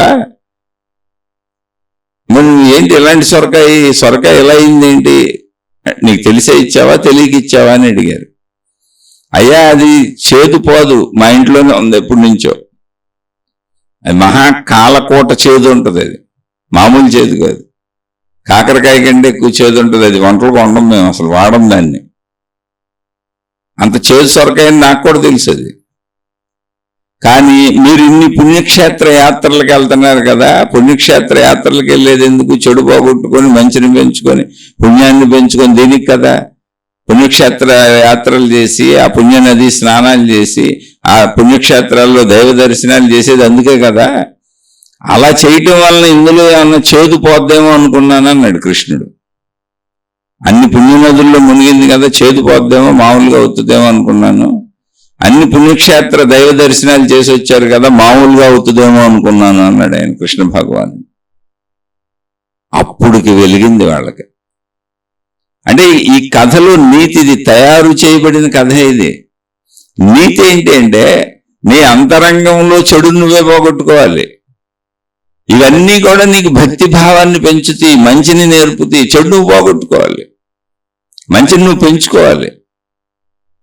ఇంకోటి ఏంటంటే అసలు కృష్ణుడే భగవంతుడైతే, ఆయనే భగవద్గీత చెబితే, నేనే అనంత ఆత్మస్వరూపుణ్ణి అయితే అని చెబితే, సకల దేవతా స్వరూపుణ్ణి నేనే అని చెబితే, మొత్తం సృష్టి అంతా నాలోనే ఉద్భవించి నాలోనే లయిస్తుందని విశ్వరూప సందర్శనాన్ని వాళ్ళకి దర్శింపజేస్తే, అంటే అనంత ఆత్మశక్తి ఎరుకను బోధిస్తే, మళ్ళీ మేము పుణ్యక్షేత్రాలకు వెళ్తున్నాం, నువ్వు కూడా రమ్మని ఒక మనిషిని అడిగారు, పేరుకు మాత్రం నువ్వు భగవంతుడే అంటున్నారు. అంటే అంతటి మహాత్ములు మంచి వాళ్ళకు కూడా దేహభ్రాంతి ఎలా ఉందో చూడండి. అందుకే దేవుడు మనకి కనపడితే మనం దేవుడిని నమ్మం. మనిషిలా కనపడితే వేషం వేసుకొచ్చాడు అనుకుంటాం. ఇప్పుడు నిజంగా దేవుడు ఏ దైవ రూపంలో మనం ఆరాధిస్తున్నామో ఆ దైవ ఆకృతిలో మనిషిలాగా వచ్చాడు అనుకోండి, ఏది నాటకంలోంచి పారిపోయి వచ్చాడో లేదా నాటకాలు అతను వెళ్తున్నాడు అనుకుంటాం. మనం అంతే నమ్మం. దేవుణ్ణి ఎప్పుడూ ఒక అదృశ్య శక్తిగా భావించుకుంటాం, అంతే. కనపడితే నమ్మం. ఒకవేళ నిజంగా కనపడి దేవుడు మనతో ఉంటే మామూలు మనిషితో ప్రవర్తించినట్టు ప్రవర్తిస్తాం, కానీ మాటలు మాత్రం అలా చెబుతూ ఉంటాం. నువ్వు దేవుడివి, నువ్వు రాముడివి, నువ్వు అలా ఇంద్రుడివి, చంద్రుడివి, కృష్ణుడివి అని. ఏంటి అంత మంచి పాండవులే అలా ఏమరపాటుగా ఉన్నారు, ఇంకా మామూలు మనుషులు మనం ఎంత. అందుకే ఇప్పుడు ఎంతో మంది దైవధనాన్ని దోచుకునే వాళ్ళు ఉన్నారు, ప్రార్థనాలయాల్లో ధనాన్ని దోచుకునే వాళ్ళు ఉన్నారు, దేవుడి పేరిట మోసాలు చేసి ప్రజల్ని మభ్య పెడుతున్న వాళ్ళు ఉన్నారు, మతాల పేరిట అనేక విధానాల పేరిట సాధనా విధానాల పేరిట మంచి వాళ్ళలో దూరిపోయి చెడ్డవాళ్ళు మంచి వాళ్ళలా ముసుగేసుకొని ప్రజల్ని మోసం చేస్తున్న వాళ్ళు అనేక మంది ఉన్నారు. ఇంకా దైవ భయం ఎక్కడుంది? అందుకని ఎవరి కర్మలను అనుభవించాల్సిందే. ఇక్కడ మాకు ఎందుకు ఇన్ని కష్టాలు ఉన్నాయి, మాకు ఎందుకు కన్నీళ్ళు ఉన్నాయని చాలా సింపుల్ విషయం. అసలు ఆర్థిక తృప్తి ఉందనుకోండి, ఆర్థిక కష్టాలే లేవు. ఆర్థిక కష్టాలు ఎప్పుడున్నాయి, నాకు సరిపోవట్లేదు అన్నప్పుడు అంతే. ఎందుకని? గవర్నమెంట్ హాస్పిటల్స్ ఉన్నాయి వైద్యానికి, గవర్నమెంట్ స్కూల్స్ ఉన్నాయి చదువుకోవటానికి, గవర్నమెంట్ రేషన్ ఇస్తుంది తినటానికి, గవర్నమెంట్ పెన్షన్ ఇస్తుంది వృద్ధులకి. ఇది ఎక్కడ సరిపోకపోవటం అనేది ఎక్కడుంది? సరిపెట్టుకునే తృప్తి ఉన్నవాడికి అన్నీ ఉన్నాయి. ఇక్కడ తృప్తి లేనివాడికి ఎంతన్నా ఉపయోగం లేదు. భక్తి తృప్తిని ఏర్పాలి ఫస్ట్, అప్పుడు ఆర్థిక ఇబ్బందులు ఉండవు. నీ ప్రయత్నంతో నీకు దొరికిందంతా సంతోషంగా ఉండు. అలాగే నీ కుటుంబంలో అందరితో మంచిగా నీ వాళ్లే కదా, నువ్వు సర్దుకో కొంచెం. ఎందుకంత అహంకారం? భక్తి అహంకారాన్ని వినయంగా మార్చలేదు. భక్తి అసత్యాన్ని సత్యంగా మార్చాలి, అధర్మాన్ని ధర్మంగా మార్చాలి, నీతిగా నిజాయితీగా మనిషిని బ్రతికేలా చేస్తే అది భక్తి. అప్పుడు దేవుడు నీకు పనిచేశాడు. మతం అనే మందు, దేవుడు అనేటువంటి మందు నీకు పనిచేసింది. నీ మానసిక ధైర్యాన్ని పెంచింది, మనస్సుని మంచి మనస్సు చేసింది. అప్పుడు ఆచరణలో జ్ఞానయుతంగా ఉంటావు నువ్వు. అందుకని ఇవన్నీ మనం గ్రహించుకొని ఉండాలి. ఇవి లేనప్పుడు కష్టాలు వస్తాయి. ఇంట్లో కుటుంబ సభ్యుల్ని మనమే కొంచెం ఓర్చుకుంటే కుటుంబ శాంతి ఉంటుంది. కుటుంబ శాంతి ఎప్పుడుందో ఆటోమేటిక్గా మానసిక శాంతి ఉంటుంది. ఎందుకంటే ఘర్షణలు ఉండవు, స్ట్రెస్ ఉండదు, ఒత్తిడి ఉండదు. దానివల్ల అనారోగ్యాలు కూడా తగ్గిపోతాయి. అనారోగ్యాలకు కారణం ఏంటంటే నిరంతర ఘర్షణలు, డబ్బు చాలలేదు, అది చాలలేదని భయాలు, బాధలు మనం సృష్టించుకునేవే. అశాంతి మొత్తం మన సొంత సృష్టి. కూర్చొని ఆలోచించుకోండి, మీరే కూర్చొని ఆలోచించుకోండి. సరిపోలేదంటే నీకు ఎవరు ఇచ్చేవాళ్ళు? నీ మనసును నువ్వు పాడు చేసుకోవటం, నీ ఆరోగ్యాన్ని నువ్వు పాడు చేసుకోవటం తప్ప సరిపోని దానికి పూడ్చేవాడు ఎవడు? సరిపోలేదని ఇంకా ఏదో నీకు ఎవరో ఇస్తారని అది ఆ గురువులని వీళ్ళని నమ్మించే వాళ్ళు అందరి చుట్టూ తిరిగా తాళ్ళని, తాయెత్తులని, రంగురాళ్ళని, ఉంగరాలని, శని యంత్రాలని, అయ్యని ఇయ్యని ఆ ఉన్న డబ్బులు వాళ్ళకి సమర్పించుకుంటున్నాం. మళ్ళీ ఇంకా పోగొట్టుకుంటున్నావు. సంతృప్తిగా బతకడం నేర్చుకో. భక్తి మానసిక భయాన్ని పెంచిన రోజున, నీలో మానసిక ధైర్యాన్ని పెంచిన రోజున, నీలో భయాన్ని చంపేసిన రోజున నువ్వు ఎంతో హాయిగా బతుకుతావు. భక్తి ఎప్పుడూ కూడా ధైర్యాన్ని పెంచుతుంది.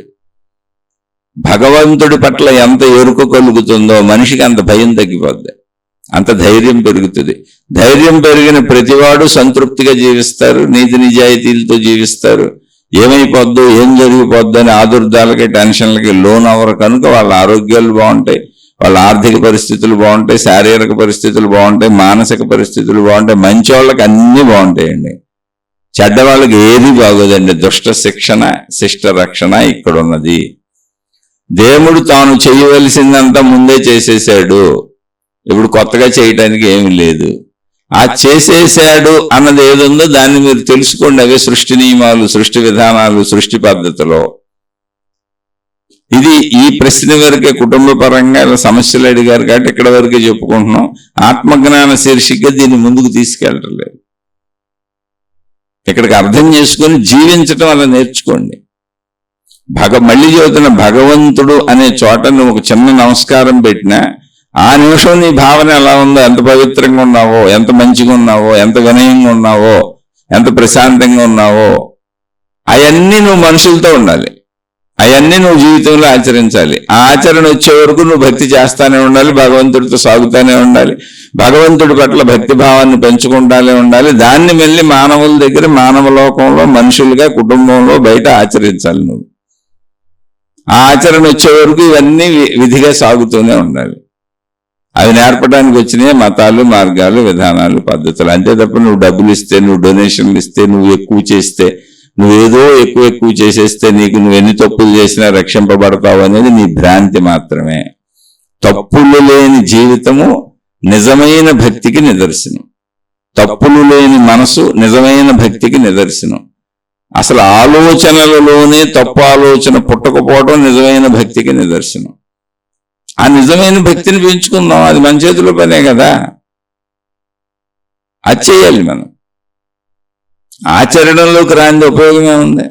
అందుకని యాంత్రిక భక్తి చేయకండి, భావభక్తి చేయండి. అంటే భావరూపంలో చక్కగా ఈ భావాలను నేను బయట కూడా ఆచరించుకోవాలి, దేవుడి వరకు మాత్రమే కాదు, అసలు ఇది నాకు పెట్టిందే నేను బయట వీటిని ఆచరించుకోవటానికి, సద్గుణాలు పెంచుకోవటానికి. దైవీ సంపత్తి మనలో పెరగాలంటే సద్గుణములు మంచి ప్రయత్నించి చూడండి. ఒకవేళ నేను చెప్పింది అర్థమైతే ఓకే, అర్థం కాకపోతే ఇంకా మీకేం అర్థం కాలేదో వివరంగా స్పష్టంగా మళ్ళీ అడగండి. దాన్ని బట్టి అంటే నేను మొత్తం పర్సనల్ విషయాల్లోకి వెళ్లకుండా క్లుప్తంగా పైన చెప్పుకుంటూ వెళ్ళా. అది ఎవరికైనా, నాకైనా, మీకైనా, ఎవరికైనా వర్తిస్తుంది. కాదు మీకు అర్థం కాకపోతే స్పష్టంగా మళ్ళీ అడగండి, మీకు ఏ విషయం కావాలో ఏంటో అది విశ్లేషించుకుందాం. ఎందుకంటే ఇవన్నీ మన ప్రవర్తనలో మన మంచి వాళ్ళని చేయటానికి అసలు దేవుడు అనే కాన్సెప్ట్. అంతే, ముందు మంచి వాళ్ళు అయితే తర్వాత చివరిగా మేమేంటో తెలుసుకోవచ్చు. మన ఇంట్లో మనం మనకు నచ్చినట్టు చేసుకొని, మనమేదో మన పుణ్యక్షేత్ర యాత్రలు మనకు నచ్చినట్టు చేసుకొని, అన్ని మనకు నచ్చిన మతం, మనకు నచ్చిన దేవుడు, మనకు నచ్చిన విధానం, మనకు నచ్చినవి మనమే చేసేసుకొని, మనమేదో లోకాన్ని ఉద్ధరించినట్టు నాకేదో అంత మేలు జరగట్లేదంటే ఎలాగండి? మీరు పెట్టుకున్న నైవేద్యం మీరే తినేశారు, మీరు వెలిగించిన దీపం మీ ఇంట్లోనే ఉంది, మీరు పెట్టిన అగరబత్తి మీ ఇంట్లోనే ఉంది, మీరు పక్కవాడికి ఏం చేశారు? అసలు భగవంతుడంటే పక్కవాడికి చేయటం. మరి ఇవన్నీ ఎందుకు చేయమన్నారంటే నీ మనోబలం పెరిగితేనే నువ్వు అలా చేయగలుగుతావు. మనోబలహీనత, మనోభయం ఉన్నవాళ్ళు నిలబడలేరు ఎవరో. అని భగవంతుడు అనేటువంటి భక్తిని, మనోబలాన్ని పెంచాలి. ఈ సృష్టికి అంతటికీ ఓ రక్షణ శక్తి ఉంది, దానికి ఒక విధానం ఉంది, దానికి ఒక పద్ధతి ఉంది. ఇక్కడ దుష్ట శిక్షణ దుష్ట శిక్షణ శిష్ట రక్షణ ఉంది అని నీకు నమ్మకం కలిగి నువ్వు మంచిగా జీవించటం వచ్చే వరకు ఈ భక్తి భావాలు నీ మనసుకి కావాలి. నీ మానసిక భయాలు ఎగిరిపోవాలంటే భక్తి ఉండాలి, అది పెరగాలి. అప్పుడే నువ్వు జ్ఞానయుతంగా ప్రవర్తించగలుగుతావు, మంచిగా ప్రవర్తించగలుగుతావు, ధర్మంగా ప్రవర్తించగలుగుతావు, కర్తవ్యాలు నిర్వహించగలుగుతావు, ధర్మాలు చేయగలుగుతావు. ఇతరులు దీనులు హీనులు ఆర్తులు అర్ధార్తులకు నువ్వు చేయగలిగిన సాయం చేయగలుగుతావు. అది కదా భక్తి అంటే. భక్తి నిన్ను అలా తయారు చేయాలి. అంతేదా భక్తి చేసేసి మిగిలిన నా ఇష్టం వచ్చినట్టు జీవిస్తానంటే కుదరదు కుదరదు కుదరదు. ఎందుకని మన కుటుంబ సభ్యులు మన పిల్లలు ఉన్నారనుకోండి, మన ప్రవర్తన చూస్తారు. వాళ్ళు కూడా మనలా భక్తి చేస్తారు, మళ్ళీ మనలాగా అరుస్తారు, కరుస్తారు, మోసాలు చేస్తారు, అన్యాయాలు చేస్తారు. మనం సిగరెట్లు తాగితే వాళ్ళు సిగరెట్లు తాగుతారు, మనం ఇంట్లో కూర్చొని మందు కొడితే వాళ్ళు మందు కొడతారు. మనం ఏం చేసేవాళ్ళు అవన్నీ చేస్తారు. ఎందుకని మా నాన్న మా అమ్మ ఇలాగే ఉంటున్నారు, నేను ఇలాగే ఉండాలనుకుంటారు. వాళ్ళు అది నేర్చుకుంది, అలాగే భక్తి కూడా నేర్చుకుంటారు. మనం నమస్కారం పెడితే వాళ్ళు నమస్కారం పెడతారు. అందుకని నువ్వు నీ కుటుంబంలో నువ్వు ఉత్తముడివి. యద్యదాచరతి శ్రేష్ఠ భగవద్గీతలో చెబుతారు కృష్ణ భగవానుడు. శ్రేష్ఠుడైన వాడు ఏమి ఆచరిస్తాడో మిగిలిన వాళ్ళందరూ వారిని చూసి అవే ఆచరిస్తారు. ఇప్పుడు కుటుంబంలో శ్రేష్ఠులు ఎవరు? కుటుంబ పెద్దలే. వాళ్ళు ఎలా ప్రవర్తిస్తారో వాళ్ళ పిల్లలు అలాగే అవుతారు. అలాగే సమాజంలో కొంచెం పెద్దలుగా చలామణి అవుతారంటే అందరికీ తెలియబడేవాళ్ళు, సెలబ్రిటీలుగా ఉండేవాళ్ళు, ప్రవచనకారులు, ప్రవచనకర్తలు, గురువులు, మత పెద్దలు, ఎక్కువ మంది ప్రజానీకానికి తెలియబడే వాళ్ళందరూ ధర్మాచరణ చేయాలి. అది చూసి నేర్చుకుంటారు, ఓహో మనం కూడా ఇలా ఉండాలని. వాళ్ళే వాదోపవాదాలు, గొడవలు, గోలలు, ఆ మతం మీద దాడి, ఈ మతం మీద దాడి, ఆ దేవుడి మీద దాడి, ఈ దేవుడి మీద దాడి, నేనే గొప్పవాడిని మిగిలిన గురువులు గొప్పవాళ్ళు కాదని గురువులు కొట్టుకోవటం, తిట్టుకోవటం, ఇవన్నీ చేస్తున్నప్పుడు ఏమైంది? సమాజం అల్లకల్లోలమే. వాళ్ళ శిష్యులందరూ కూడా అలాగే ప్రవర్తిస్తారు. ఒక కుటుంబంలో తల్లిదండ్రులు ఎలా ప్రవర్తిస్తారో పిల్లలు అలాగే ఉంటారు.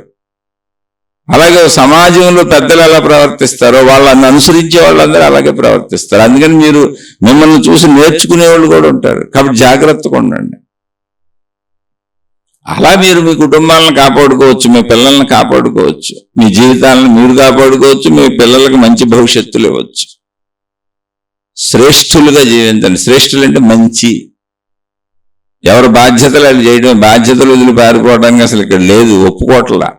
ఆధ్యాత్మికతలో, దైవీ మార్గంలో, భక్తి మార్గాలలో, జ్ఞాన మార్గాల్లో ఎక్కడా బాధ్యతలు వదిలిపెట్టి పారిపోవడాన్ని ఒప్పుకోలేదు, అంగీకరించలేదు. అసలు ఎవరి బాధ్యతలు వాళ్ళు నిర్వర్తించటమే ధర్మము అని చెప్పారు.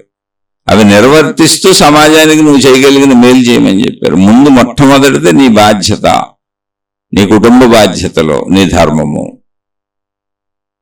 అవి తప్పి ఎవరికాళ్ళు సమర్థించుకుందాం అనుకున్నాడు మనం ఏం చేయలేము. ఆ కర్మ ఫలితాలు వాళ్ళు అనుభవిస్తారు. కాబట్టి చక్కగా అర్థం చేసుకోండి. అర్థం కానిది ఏమన్నా ఉంటే మళ్ళీ తప్పకుండా అడగండి, క్లియర్గా అడగండి. కొంచెం మళ్ళీ విశ్లేషణగా మాట్లాడుకుందాం. ఇక ఇది నచ్చని వాళ్ళు, ఇష్టపడని వాళ్ళు, అయ్యా నేను సామాన్యుణ్ణి, నన్ను వదిలివేసి నన్ను క్షమించి చక్కగా మీ మీ మార్గాల్లో మీరు సాగిపోండి, అసలు వినబాకండి. ఎప్పుడూ ఒకటే సూత్రం, ధర్మో రక్షతి రక్షిత. మహాత్ములు ఏం చెప్పారు? ధర్మాన్ని రక్షించిన వాళ్ళని ఆ ధర్మమే రక్షిస్తుంది అని చెప్పారు. కానీ దైవాన్ని పూజించు, దైవాన్ని ఆరాధించు, మతాల్లోకి వెళ్ళు, నిన్ను దేవుడు నువ్వు ఎలాంటి వాడివైనా నేను రక్షిస్తాడు, కాపాడుతాడని చెప్పలా. నువ్వు చెడ్డ పనులు చేసినా నువ్వు దైవాన్ని ఆరాధించుకుంటా ఉంటే నిన్ను కాపాడుతాడని చెప్పలా. రావణాసురుడు దైవాన్ని ఆరాధిస్తానే ఉంటాడు, చెడ్డ పనులు చేస్తే వెళ్ళి చంపేసింది కూడా దైవమే. రాక్షసులందరూ దైవం దగ్గర వరాలు పొందిన వాళ్ళే, కానీ ఆమెను చంపేసింది దైవమే. ఆమె అది మర్చిపోబాకండి. అందుకని మన ప్రవర్తనలో దైవీ గుణములు వ్యక్తపరచాలి. దయ, జాలి, కరుణ, ప్రేమ, ఇతరుల పట్ల సహృదయత, ఇతరులతో కలిసిమెలిసి ఉండటం, ఇవన్నీ మన కుటుంబ సభ్యులతో మొదలుపెట్టి మనం ఎంత దూరం ప్రయాణిస్తామో, ప్రపంచంలో ఎంతమంది మనుషులతో సంబంధ బాంధవ్యాలు ఉంటాయో అన్ని చోట్ల వ్యక్తపరచాలి. అలా మన జీవితం ముందుకు సాగాలి. అలా భక్తి మన మనస్సుకి మంచిని పెంచాలి, ధైర్యాన్ని పెంచాలి. ధైర్యం పెరిగిన మనిషి తప్పులు చేయడు. తప్పులు చేయని వాళ్ళకి అసలు ఎటువంటి ఇబ్బందులు రావు రావు రావు. ఆర్థిక ఇబ్బందుల్లో, శారీరక ఇబ్బందుల్లో, మానసిక ఇబ్బందుల్లో, సామాజిక ఇబ్బందుల్లో ఆ కుటుంబ ఇబ్బందుల్లో ఏదైనా చిన్న చిన్నవి రావచ్చు, సీజన్ మారినప్పుడు వైరల్ ఫీవర్స్ రావచ్చు, వచ్చి తగ్గిపోతాయి. చిన్న చిన్న ఇబ్బందులు ఎప్పుడూ ఉంటాయి ప్రపంచంలో. వేసవకాలం ఎండలు ఎక్కువైతే ఇబ్బందే, వర్షాలు పడుతుంటే కొంచెం ఇబ్బందే, చలికాలం కొంచెం ఇబ్బందే. దానికి తగిన జాగ్రత్తలు తీసుకుంటాం. పీడించే అంత బాధలు ఏమి ఉండవు. సామాన్యంగా చక్కగా హాయిగా ఆనందంగా వెళ్ళిపోద్ది. అలా జీవిస్తున్న వాళ్ళు ఎందరో ఉన్నారు. ఎంతో హాయిగా అలా జీవితాలు గడుపుతున్న వాళ్ళు, దైవభక్తితో అంత జీవితాలు గడుపుతున్న వాళ్ళు ఎందరో ఉన్నారు. ప్రయత్నించి చూడండి. ఆ ప్రయత్నంలో ఏమైనా సందేహం వస్తే మళ్ళీ మాట్లాడుకుందాం. శుభమస్తు. మీకు మీ కుటుంబ సభ్యులకు మేలు చేకూరుగాక. మరొక కొత్త శీర్షికతో కలుసుకుందాం.